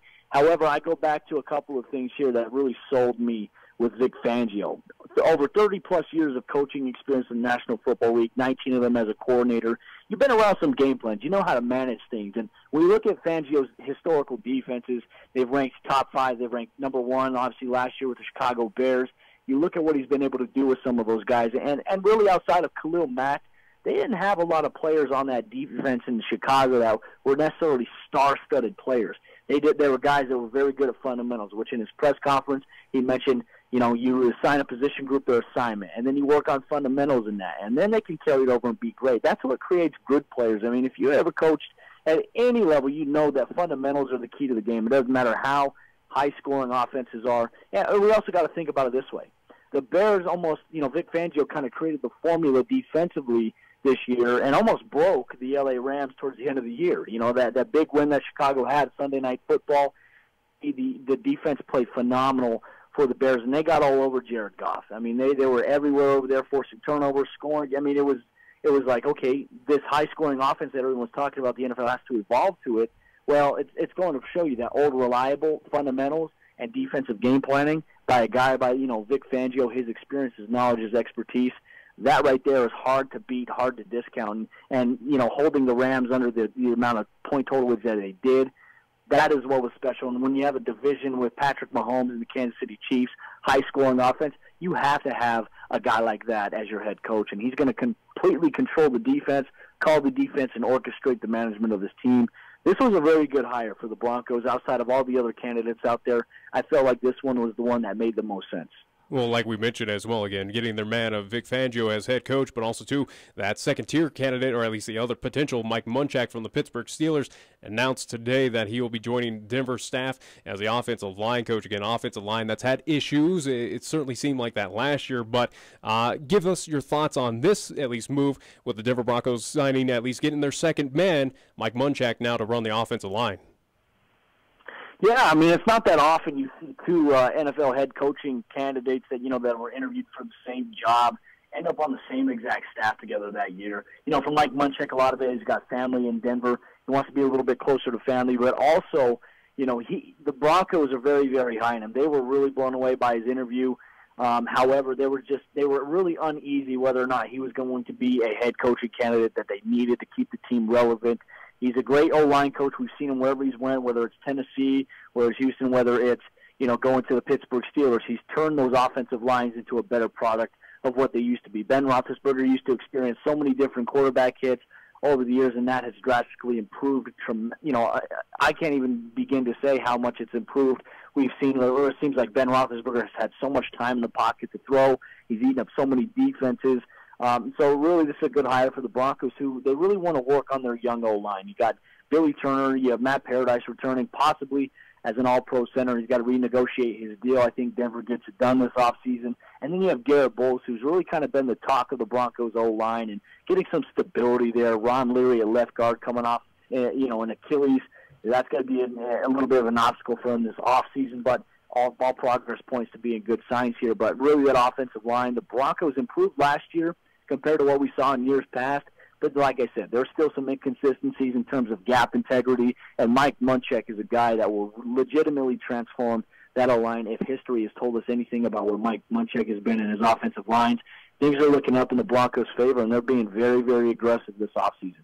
So my final thought here, as we talk about filling out the coaches' roster for the Broncos, noise has been heard out of Bronco camp and even as far west as Santa Clara that they're interested in talking to quarterbacks coach Rich Scangarello to be the offensive coordinator. Now, he's the quarterbacks coach for the 49ers. Now, if I understood right, initially the Niners said no, but John Lynch and Elway are pretty good friends, and they're still trying maybe to work out some details. So what are you hearing, Cody? What do you know?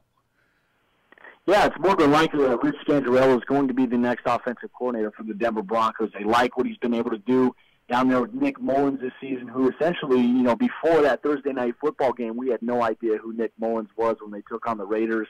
And absolutely, he just went off 3 touchdowns, and he his completion percentage was crazy. You look at the game against the Broncos know very well what that offensive mastermind piece can do alongside with Kyle Shanahan and what they do down there in San Francisco. They're very high on him. He's got a lot of discipline, a lot of attention to detail that, coincides with the belief of what the staff wants for the organization going forward. It's looking more than likely he will be the guy. Initially, there were reports that the 49ers had blocked the Broncos from being able to interview him. I'm told that was just a minor thing. They worked around it. They talked about it, and he's now open to permission to interview, which he will do, and I would expect an announcement by tomorrow, the end of tomorrow, or even early on Wednesday morning. So that's going to be something to keep an eye on this week. But the Broncos want to solidify their entire staff as soon as possible before the Senior Bowl. That way they can get some clear evaluations ready for the NFL draft and so forth.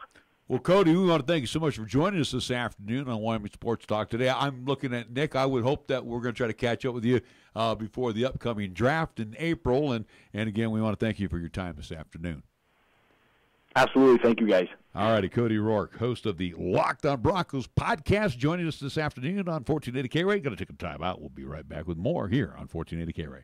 When you say Mondello Pizzeria, think authentic Italian.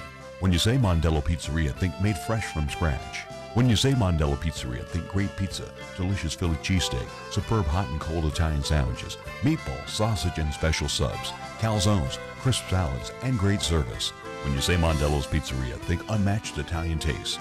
Mondello's Pizzeria, 1507 Stillwater Avenue, your only true Italian stop for lunch or dinner. Cheyenne Urological has been the cornerstone of urinary care to Cheyenne and its surrounding communities for over 20 years, with doctors Bryant, Everett, Gajewski, and their highly trained staff providing top-quality treatment for prostate cancer, urinary tract infections, kidney stones, impotence, and incontinence. Cheyenne Urological is now offering cutting-edge robotic surgery. So call Cheyenne Urological at 635-4131 for compassionate, expert urinary care. That's 635-4131. In life, you question everything. The same should be true when it comes to managing your wealth. What are your investment recommendations based on? How much are you paying in fees? And how can those fees impact your returns? Charles Schwab encourages investors to get engaged and ask tough questions. To learn more, call the Schwab Cheyenne branch at 307-459-0998 or visit schwab.com/Cheyenne. Charles Schwab and Company, Incorporated. Member SIPC. Are you tired of paying ATM fees? Hi, this is Rick Flood, president of Platte Valley Bank in Cheyenne. Use your Platte Valley Bank ATM or Visa debit card at any ATM anywhere. We won't charge you a fee on our end, and we'll reimburse any fee you incur at any other ATM. That's right, no ATM fees at Platte Valley Bank. How about that? Platte Valley Bank, 3310 North College Drive and 421 Van High Avenue, or pvbank.com. Member FDIC, Equal Housing Lender.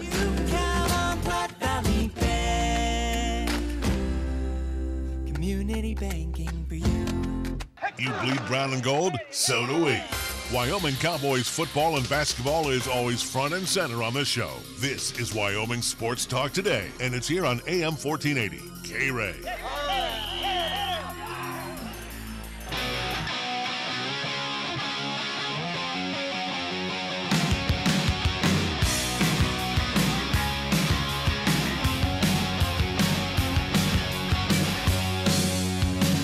We're back on Wyoming Sports Talk today. Our thanks again to Cody Roark joining us from the Mile High City. You know, one thing, too, and I saw you kind of grimace in pain when I asked a question about Rich Scangarello, who is the right now the quarterback's coach for He won't 49ers. Be for much longer. But well, yeah, but again. It was a growing somewhat controversy out of San Francisco, or at least Santa Clara, with the 49ers of, at least Broncos were interested. 49ers at a point in time said no. It looked like he was going to retain as being the quarterback's coach for the 49ers. Again, Cody pointed that out of what he did this year, especially kind of getting Nick Mullins in the right gear. Again, Nick Mullins was averaging 300 yards passing per game. Again, finding the targets that he was, including one tight end, at least Tittle. It was a situation of it looked like. He's an up-and-comer. He's an up-and-comer quarterback's coach. Absolutely. And, again, a good piece that also remained, at least kind of retained by one Kyle Shanahan, so they kind of worked well together. So it is, again, all indications is looking like the 49ers are going to lose this piece, that he's going to join the Denver Broncos as that offensive coordinator.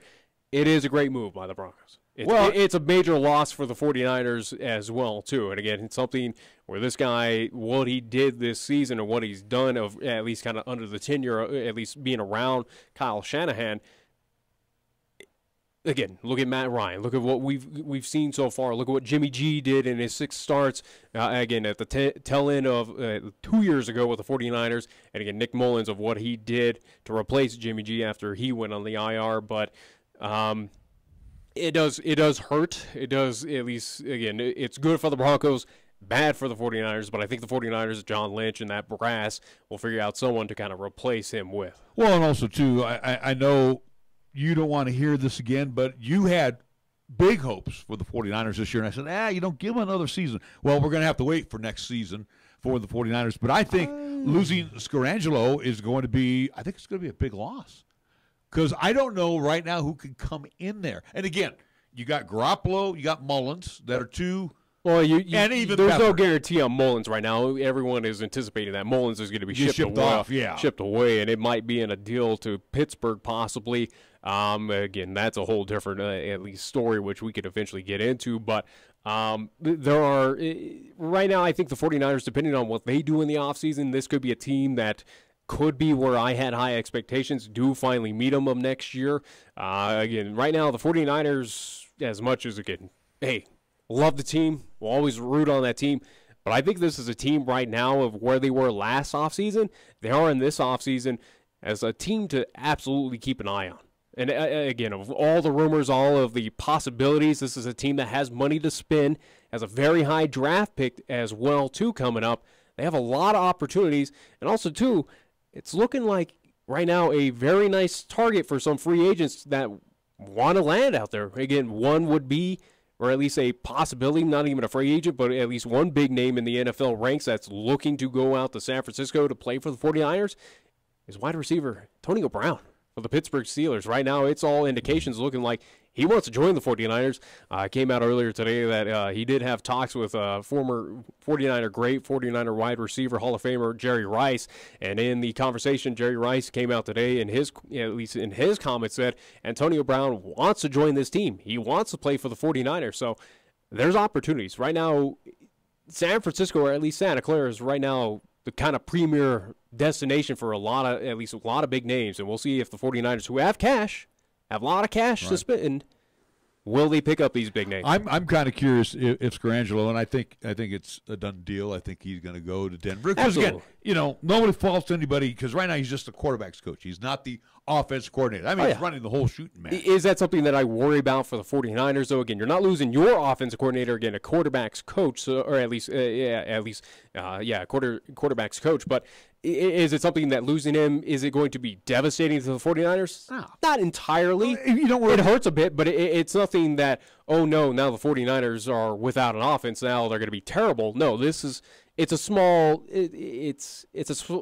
step backwards. But I think the 49ers and our organization, again, under GM John Lynch, they know what they're doing. Well, they picked him up out of Wagner College. I mean, the ever popular Wagner College. I mean, he's been with the Niners for 2 seasons. So I would venture to say that one Kyle Shanahan already has a quarterback's coach in mind. Oh, yeah. And he can dip into the college ranks. He can dip into the NFL ranks and grab somebody. And I just for argument's sake, I just throw out a name like Peyton Manning. Peyton Manning could join the 49ers tomorrow and be the quarterback's coach, just for argument's sake. As Peyton Manning has kind of preluded interest of maybe being at least coach of some kind in the NFL. Maybe. But I'm just throwing that out there just for argument's sake. So again, you'll find a coach like that available. Oh yeah, there's plenty of opportunities, plenty of at least personnel out there that would be willing enough to join. Again, Kyle Shanahan's staff as a quarterback's coach, and again, it's not going to be that hard to and the fill that philosophy is position. going to be pretty much similar. Because, again, Kyle Shanahan already has what he has his offensive in place. Again, I think it's more so of, hey, Kyle Shanahan pass it on to Scangarello of saying, hey, this is what my quarterbacks, this is what my offense is going to be. Again, let's be honest, Kyle Shanahan being around Matt Ryan, he knows what to do with quarterbacks. You know, he's going to help with the footwork, and he's going to help with the timing and all that other good stuff. But anyway, I think this might be a good move for him to come to Denver. Again, they just have had no luck with OCs over the last couple of seasons. McCoy, a bust. Glad, or at least something that they realize of, hey, it wasn't going to work is, again, all indications were we're going to have Gary Kubiak as your offense coordinator. They go, well, let's pump the brakes down. And the offense under Kubiak, it was terrible. It was boring. And again, I think the Broncos felt enough blowback on that, or at least were reading on social media or something and realized, hey, maybe he's not our guy. And again, in a few short days said, hey, Gary Kubiak, bye-bye. And right now, again, this hire, again, former 49ers quarterback coach, it's looking like all indications should be good. I think, if anything, again, in a perfect world for the Denver Broncos, he's going to come back, he's going to come in, run this offense, and probably help out a Case Keenum. Yeah. If they go and draft a quarterback, help that guy out, whoever that may be. Again, might be that piece, or at least that kind of missing puzzle piece of the Denver Broncos offense of going, all right, listen to me. Here's what we do. Case Keenum, this is how you get 300-yard games. This is how you become not just a game manager, but a potential franchise quarterback of what you were doing in Minnesota. Well, and also, too, I mean, you go from Mike McCoy to Billy Musgrave, and nothing really changed much for the Broncos. They were still offensively. Yeah. So we'll see. We'll see if this will be. They got the coaching right now of at least addressing needs for the Denver Broncos. Well, at least Cody feels impressed with Vic Fangio. I think the Munchak hiring is a good hiring for the offensive line. If they get Scangarello in as the offensive coordinator, I think they secured probably 3 very important pieces to getting ready for 2019. Yeah, I would think so, absolutely. All right. Again, thank you to Cody Roark joining us here this afternoon on Wyoming Sports Talk Days. Take a time out, and we'll come back. We got more things to discuss. Matter of fact, we're going to give you the upcoming schedule. Got some hoops, a lot of hoops coming up this week, both on the JUCO side as well as high school. Back after these words on 1480 KRAE. Check out the huge savings this week at Town & Country Supermarket Liquors. Here are just a few of the terrific weekly specials. Our Super Radio buys, heard only right here, feature Jim Beam Bourbon, 1.75-liter bottle, $23.99. Keystone Light or Ice, 30-pack, 12-ounce cans, $18.99. And Fireball Cinnamon Whiskey, 750-milliliter bottle, $11.99. Town & Country Supermarket Liquors on the South Greeley Highway, Cheyenne's low-price leader. Did you know that in rural parts of Laramie County, electricity is inexpensive and reliable because of electric co-ops like High West Energy? As an electric co-op based in Pine Bluffs, High West Energy is owned by our customers who share in the profits. We serve 10,000 customers in 3 states, including 20 subdivisions surrounding Cheyenne and F.E. Warren Air Force Base. We have been providing low-cost, reliable electricity for over 75 years, keeping energy affordable for 75 years. HighWestEnergy.com. A Touchstone Energy partner. Get hooked at the 36th Annual Ice Fishing Derby in Saratoga, Wyoming. Try your skills at Saratoga Lake, January 19th and 20th, and a chance to win over $6,000 in cash prizes. The grand prize is $2,000 for the largest fish caught during the 2-day derby. Catch a special trophy trout, and it could be worth $20,000. Sponsored by the Saratoga Chamber and produced in cooperation with the Carbon County Visitors Council. For more information, call 307-326-8855 or visit saratogachamber.info/Fishing Derby. Here's the latest weather forecast on 1480 KRAE. Otherwise, for today, sunshine. We're looking for a daytime high of 44 degrees, mostly clear for tonight, a low down to 21. Tomorrow, Tuesday, sunshine. We're calling for a daytime high of 48. Partly cloudy Tuesday night with our low down to 23. And for Wednesday, mostly sunny. Expect a daytime high near 46. We're taking Cheyenne, Wyoming Sports Talk Radio to a whole new level. This is Wyoming Sports Talk Today. Don't look at me. I think these people are completely nuts. Stop this crazy thing! And it's only here on AM 1480 KRAE. It's time to play the game. Put your money on the table. Come on. It's the one game. You'll never, We are back on Wyoming Sports Talk today. I threw off Nick there when I was talking about our upcoming schedule. I want to still stay on the National Football League because Well, it's like the you're Final already Four, out of ideas? Well, no. The Final Four is now in play. Yeah. Now, I don't have what it's a very, again, go figure 1 versus 2 on both sides. Well, and deservedly so. You know, matter of fact, I actually felt the LA Chargers laid an egg at New England. It surprised me. I did not expect that, though, of where I'd figured the Chargers were to be somewhat competitive. Again, is that something where Gillette Stadium has just some sort of freak of nature kind of power for the Patriots in the postseason? Or It certainly seemed like it. Does Tom Brady, lose 15 years of age because he looked like he didn't lose 15 years of age because, again, what the Patriots have been doing, I think it's 8 years in a row that they made it to the AFC Championship. So it's nothing new. They've been here, done it 8 different times, or at least 8 straight times now for the Patriots of making it to the AFC Championship. But I mean, he looked like the seasoned veteran that he is out there throwing. Go figure. Again, passes. a player that's won 5 Super Bowls, who knows how to be a winning, again, argument of the greatest quarterback of all time. Yeah, I think in that moment, kind of what we see in basketball right now with the Golden State Warriors of a Steph Curry, Kevin Durant, those players of, hey, those veterans who've been there, did it. They turn up, at least they know when to turn it all on when it matters. And guess what? It mattered this past Sunday. And, again, they got it done against the Chargers. I did not anticipate, though, it would be that big of a blowout, though. I figured the Chargers would have competed some. It would have been a single-digit kind of deficit as is. Again, I had a feeling, or at least I do believe of what I mentioned last week, is for the Chargers, I had a good feeling that was going to be your one lone upset. Was going to be L.A. Yeah. But go figure. Well, and again, I'm not a Phillip Rivers fan, but I was cheering for him. And the guy is like everybody describes him. He was like a big baby yesterday. He was a whiner. Offensive line's not doing this. And Rivers, with the 2 gloves on his hands, was not throwing great passes as well. Yeah. So, it was like, hey, before you start pointing fingers at people, Rivers, you sucked as well yesterday. And that first half, you were terrible. I think that game last night, that kind of wraps up of the Chargers' opportunity to make it to a Super Bowl. They're an almost team.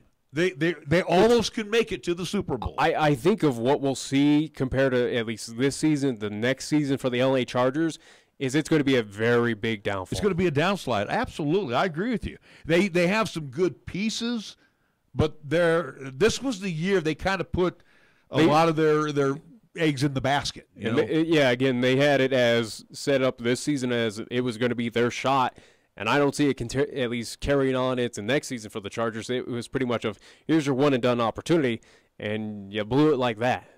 You gave up, again, against the New England Patriots team, and you credit to the Patriots. They knew what they're doing. Obviously, a phenomenal outfit, phenomenal franchise. They got it done, but for the Chargers, you should have put up a better, more respectable game than that. Now, for the championship game, you've got the old guy going up against the young kid, quarterback-wise. I like this championship game. It's at Arrowhead. You can never say New England, they're on the road, they're going to lose this thing. That's not going to happen. I was going to say, who the hell says that? But again, now, I think you have to give clear favoritism, or at least finally for the Kansas City Chiefs, of what they did. Give them the respect. I've been giving them the respect the entire season, but I think now getting over that hump of, hey, the first time at least winning a playoff game again since the 90s, you got it done at home. You got over that little schneid as well. Right now, Kansas City, They're proving they are for real, and I think they're going to continue on this kind of magical special season. And I think this game should be competitive for the AFC Championship, absolutely. I don't think that either team's going to blow each other out. If they do, that's a massive surprise. But I give the slight advantage to the Kansas City Chiefs. I still think this is a team of destiny this season. They've been proving it day in and week out throughout this entire season. And I think it culminates to, here it is, the team that has been here before. They know how to make it to the Super Bowl. Kansas City Chiefs, you're that playoff kind of darling, or at least this team of destiny this season. You got to take over this kind of big hill. And I think they can. I think they can get it done against the Patriots. Again, Patrick Mahomes, he is the franchise quarterback. Let's be honest. He's the franchise quarterback for the Kansas City Chiefs. But here's what's going to happen, though, Nick. And I agree. Kansas City should win at Arrowhead. They should. I don't know if they will. But my point is, though, Kansas City has all of these weapons, but so does New England. It's almost like anything you can do, we can do, and maybe better. So I don't know. It's going to be – actually, this will be probably one of the funnest AFC contests. Whoever has the football last may win this thing. Possibly. I mean, this is what I feel. And to go on another note, the New England defense right now is playing some good football as well. I don't sell short Kansas City either. I'm not selling Kansas City short, but usually we always think of New England, Tom Brady, and all the weapons. Defensively, they are. I've known years of defense. Again, you go back to the Teddy Bruschi days. I understand, but I'm just saying right now defense. they are playing at a top-notch level for defense. So, like I said, I'm looking forward to this championship game. I think it's apropos of you got 1 versus 2. New England, the top dog of the AFC, and now this newcomer, the Kansas City Chiefs, again, number 1 seed throughout again this entire season. I think it's appropriate that this is your AFC championship. It should be your AFC championship game. Mm-hmm. And again, I give the slight advantage to the Chiefs. I think of what they've been doing this season, it all culminates to coming up this weekend of, again, here's this big dog, the playoff darling that is New England Patriots, the monster that is hard to upset. Kansas City, I think, has enough this season, or at least they've proven enough to me that they can get it done against Tom Brady. And we go over to the NFC side, and it's amazing because just a couple of passes, one that was just a little short and one that was dropped. And we could be saying Philadelphia is still in line to repeat as Super Bowl champion. They're not, and they weren't going to be. And again, New Orleans, they played well enough to win, and they did. So, but New Orleans is kind of right now. And again, I give Philadelphia's defense, a tip of the cap yesterday. But when Philadelphia jumped out to a 14-0 lead, you can't do that to the Rams. You can't spot them 14 and expect to win. I don't think it's going to happen. Even in the Mercedes Dome, it's not going to happen. The Rams are too powerful. Rams do have their weaknesses. I'll give them, again, it's not much, but we've seen it where they can allow something like that and at least have teams keep pace with them. And again, with New Orleans, with the Saints, with Drew Brees, that is another high-powered offense that could keep pace. But this NFC Championship game, as much as the AFC Championship, they're two evenly matched up teams, and obviously teams that have already seen each other. This is very hard to size up of who is going to come away out of the NFC to represent in the Super Bowl. Was it just kind of having the break jitters for the Saints of allowing that? Was it Philadelphia having the momentum of, again, the big contest, the big upset victory over the Chicago Bears? The Nick Foles I don't know. I really don't know. I still think Saints are a respectable team. They're going to put up a good fight against the LA Rams. But this one, I have no idea who to give the advantage. It is that evenly matched up right now of where the Rams, I think they're playing not top-level ball. Not probably what their top actually right now. If I had the choice, it would be the AFC winning the Super Bowl. Oh yeah, I think the AFC is probably about a touchdown better than the NFC right now. I think right now, absolutely, especially if Kansas City's moving on, which I think they will. I think they beat either New Orleans or LA Rams. But right now, sizing up this NFC, it is very tight. But neither team is really playing their high level ball like they were doing in the regular season. They both kind of turned it back a bit. But right now, if I had to go with a team, if I had to choose, I say the Rams. I think of what you saw, again, with Philadelphia. I think that was just more of a Saints collapse. Will it happen again? Probably more than likely not. But something just tells me, again, team of destiny. It is the LA Rams. It has been that team. At least they've been favorited this entire season. And I think right now, again, that culmination of, hey, let's get it done. It's going to be a tough one.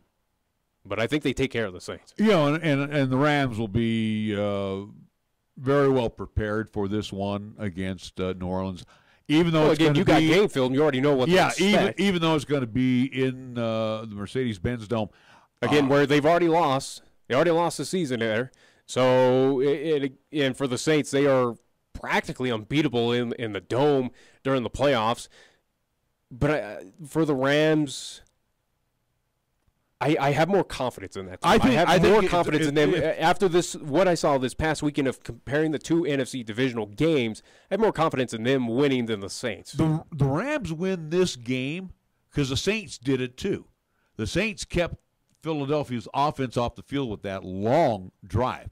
Well, the Rams are built that way. They're built for long drives and time-consuming. You want to keep the ball out of Drew Brees' hands because he could beat you with a long, sustained drive, but he likes to get the quick strikes. Yeah. So you want to keep the Rams out there with, Gurley and Goff.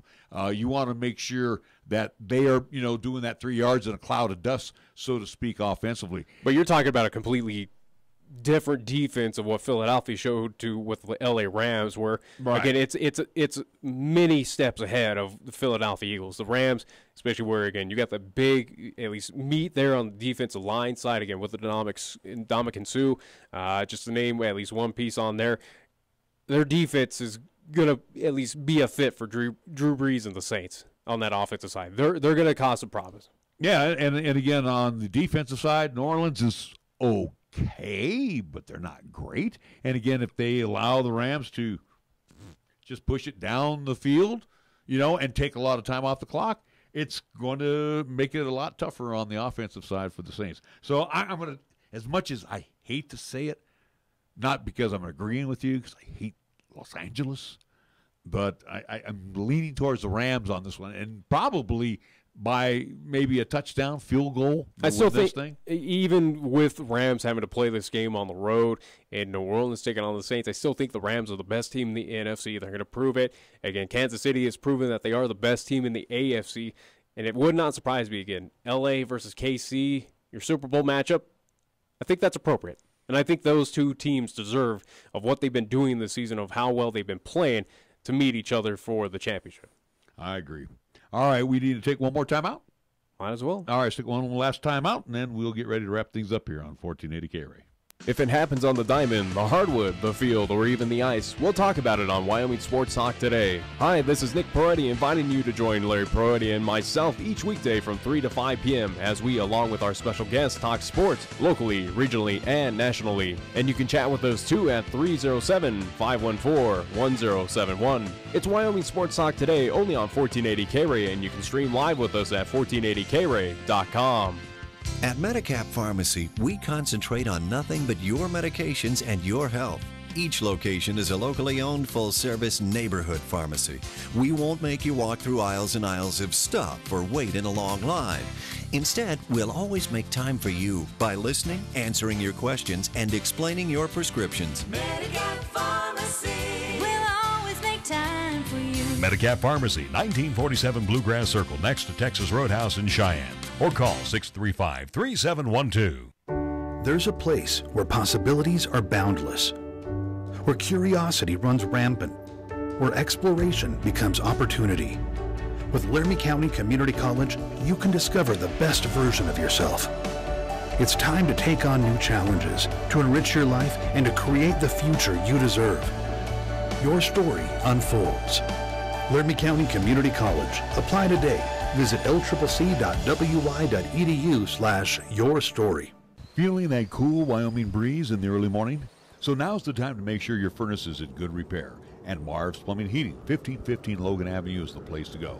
Marv's trained technicians can inspect, repair, and replace your furnace and boiler and are available 24/7. Freezing temperatures in Wyoming can happen at any time. No one wants to shiver in their own home. Don't get the chills. Stay cozy. Call Marv's Plumbing and Heating at 316-7634 today. Here's the latest weather forecast on 1480 KRAE. Otherwise, for today, sunshine. We're looking for a daytime high of 44 degrees, mostly clear for tonight, a low down to 21. Tomorrow, Tuesday, sunshine. We're calling for a daytime high of 48. Partly cloudy Tuesday night with our low down to 23. And for Wednesday, mostly sunny. Expect a daytime high near 46. Got something to say? Then get it off your chest right now. Phone lines are open at 307-514-1071. Make your opinion count and call the show. Wyoming Sports Talk today.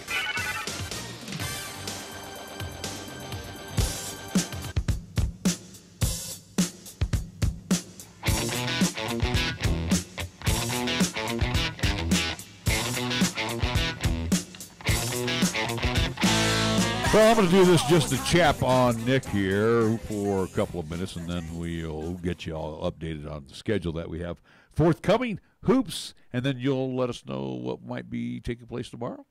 Huh? Yeah, you don't know. All right. I'm doing this just to chap you right now. A look at the NBA standings right now, Western Conference, and they're not going away. Are the Denver Nuggets? They're still the number 1 seed for now. They're 29-13. They're half game. You might want to keep a look at the team that's right there below, as you just mentioned them. Again, they're on a bit of a winning streak. 4 games, and also too. Guess what? Coming up, I do believe. Let's see. It's the 14th in about a week or so. You get one Boogie Cousins, at least now, will be suiting up for the Golden State Warriors, and it's something where with him being on the floor, there's already been terms tossed around that this team's going to be unguardable. Going to be unbeatable. They're going to lose a few games, but right now, again, Denver right now holding that 1 seed. Enjoy it for now until the Warriors at least get this big piece. But and again, we're talking a big piece. But everybody always waits for the Nuggets to fall, and they haven't. Well, they haven't. Again, I give credit. They are right now proving to be one of the better teams in the Western Conference. 18-3 in the can. Not doing too bad. They are always good in the Pepsi Center. Let's be honest. They were what? They had 3 losses in when they were the 3 seed, which eventually lost to the 6-seeded Golden State Warriors. I was there for that series. Right. I saw those losses there in the Pepsi Center where they were supposed to be unbeatable. That doesn't mean anything to me. That really doesn't. Well, again, because I've seen Denver Nuggets teams who were like that in previous years. They had the fantastic stat of being great at the Pepsi Center, and they falter. Look at them last year. They were great. Well, they're not faltering. They were good against the Spurs at home. They were good at the Warriors at home. What happened last year, though, with those great home wins? They were on the outside looking in. But at this time last year when we were looking at the standings. You should win at home. I know, but last year at this time when we were looking at the standings, they were sitting there in that number 9, 10, 11 hole. And now they have vaulted to number 1. Again, not that they're going to be number 1, but they were terrible on the road last year, and that's the key thing. They're 11-10 on the road right I don't now. care about what they did at home. They should be winning at home. They always win at home at the Pepsi Center because it's tough to play at altitude there for these NBA franchises. 11-10 on the road is not too bad. Well, and again, they improved on where they were one of the worst teams in the Western Conference. Let's talk about that. In the entirety of the Western Conference, Denver was awful last year on the road, and that's the key thing of what they've improved on this season to at least get them to the point where they are right now. So the best record, by the way, not held by the Denver Nuggets. No, it's out of the East. The Raptors right now have the best record, and the Bucks in at that number 2 hole. I don't think the Bucks hang with the Raptors coming playoff times, but we'll see. I think Toronto has proven that they are going to be your new representative out of the Eastern Conference. And actually, the Pacers not having a bad little year either, as they've won. I don't think they hold up to the Raptors, but obviously it's going to be a change of guard with no LeBron in Cleveland anymore. Obviously, again, Toronto, number 2 seed last year, now vaulted up, taking advantage. Yeah, they are the best team in the East. Milwaukee has a case for it, but it's pretty much of Toronto is that new Cleveland team of no one else is going to hang tough with them. Well, Boston is like your number 5 team right now, and then out in the West, Houston, the number 1 team last year, down at number 6 right now. So will they be there? I don't know. They're just not wowing me. But again, here comes the Golden State Warriors, where they're charging back into at number 2 seed, just 2 games, at least 2 losses more than the Denver Nuggets at this point in time, and they're going to get another healthy body back, another piece that we've not even seen yet. Right, and that's what they spent bucks for, one Boogie Cousins. All right, this week, Wednesday, we're at home at the Rack, double dipping with the CWC Wrestlers and Lady Wrestlers against LCCC. We'll have LCCC hoops on Saturday at the Rack, as they will have the Sheridan Generals and Lady Generals in town. We have some high school hoops for you. That's coming up on Friday. As it will through the remainder of this. And you and Chris will have Friday's pretty much for the next conference. For the next weeks, you're going to have LCCC on Wednesday, high school on Friday, LCCC on Saturday. That's how it's going to be for the next week, so keep that in your mind. And it's going to be busy, busy, busy time. So you and Chris will have East-South at Story coming up on Friday. So as we pretty much camp out there for the remainder of this, at least until, well, even into March. Into the playoffs, yeah. So, again, just wanted to remind everybody that we're going to be busy Wednesday, Friday, and Saturday with hoops right here on 1480 KRAE. Also, Periscope via Twitter and 1480 KRAE on your YouTube channel as well. All right, coming up this evening, we have Sherlock Holmes ×2 from 8 until 9 and Suspense Theater from 9 until 10. That is our golden age of radio theater broadcast. New programs for you. So, again, that'll be coming your way we got from 8 plenty until of 10. them. Yeah, I know. Well, when I bought that package, when it entails 67,000 to 74,000 programs. Yeah, most of them are with Suspense Theater, as this is going to be something that's going to be going on for the next few years. There we go. I like that. It was a long-running program. We had the best of the 50s and 60s headed your way in just a little bit. What do you have as on this date in history? It is January 14th. We'll go back to the year 1990. This... I can't give up a whole lot, but on the theme of championship weekends, this game in 1990 happened on the NFC side in 1990. 1990. That would have to entail... it's easy, but... The 49ers. 49ers and the... Who? Would it be the 49ers and the Giants? Nope. How about the team that's going to be in the NFC championship this weekend? 49ers and the Saints? How about the L.A. Rams? Well, they weren't in L.A. then. Well, according to my stats here... They were the Anaheim Rams back then. Still in L.A., though. That's still part of that. Again, Anaheim, L.A. All right, still. SoCal. So, yeah, Niners clobbered the Rams in that contest. What was the final score? I don't remember, but I know Eric Dickerson was a no-show in that contest. 30-3 in favor of the 49ers, who eventually moved on. And again, in 90, they, defeated the Broncos? Oh, they didn't. They killed the Broncos. They ruined the Broncos. The biggest, or at least the largest margin of victory in Super Bowl history. Joe Montana to Jerry Rice, that was like a commonality in that contest. Anyway, so again, the 49ers win the NFC Championship on this day back in 1990 against the LA Rams. All right, well, we got to wrap things up. Have a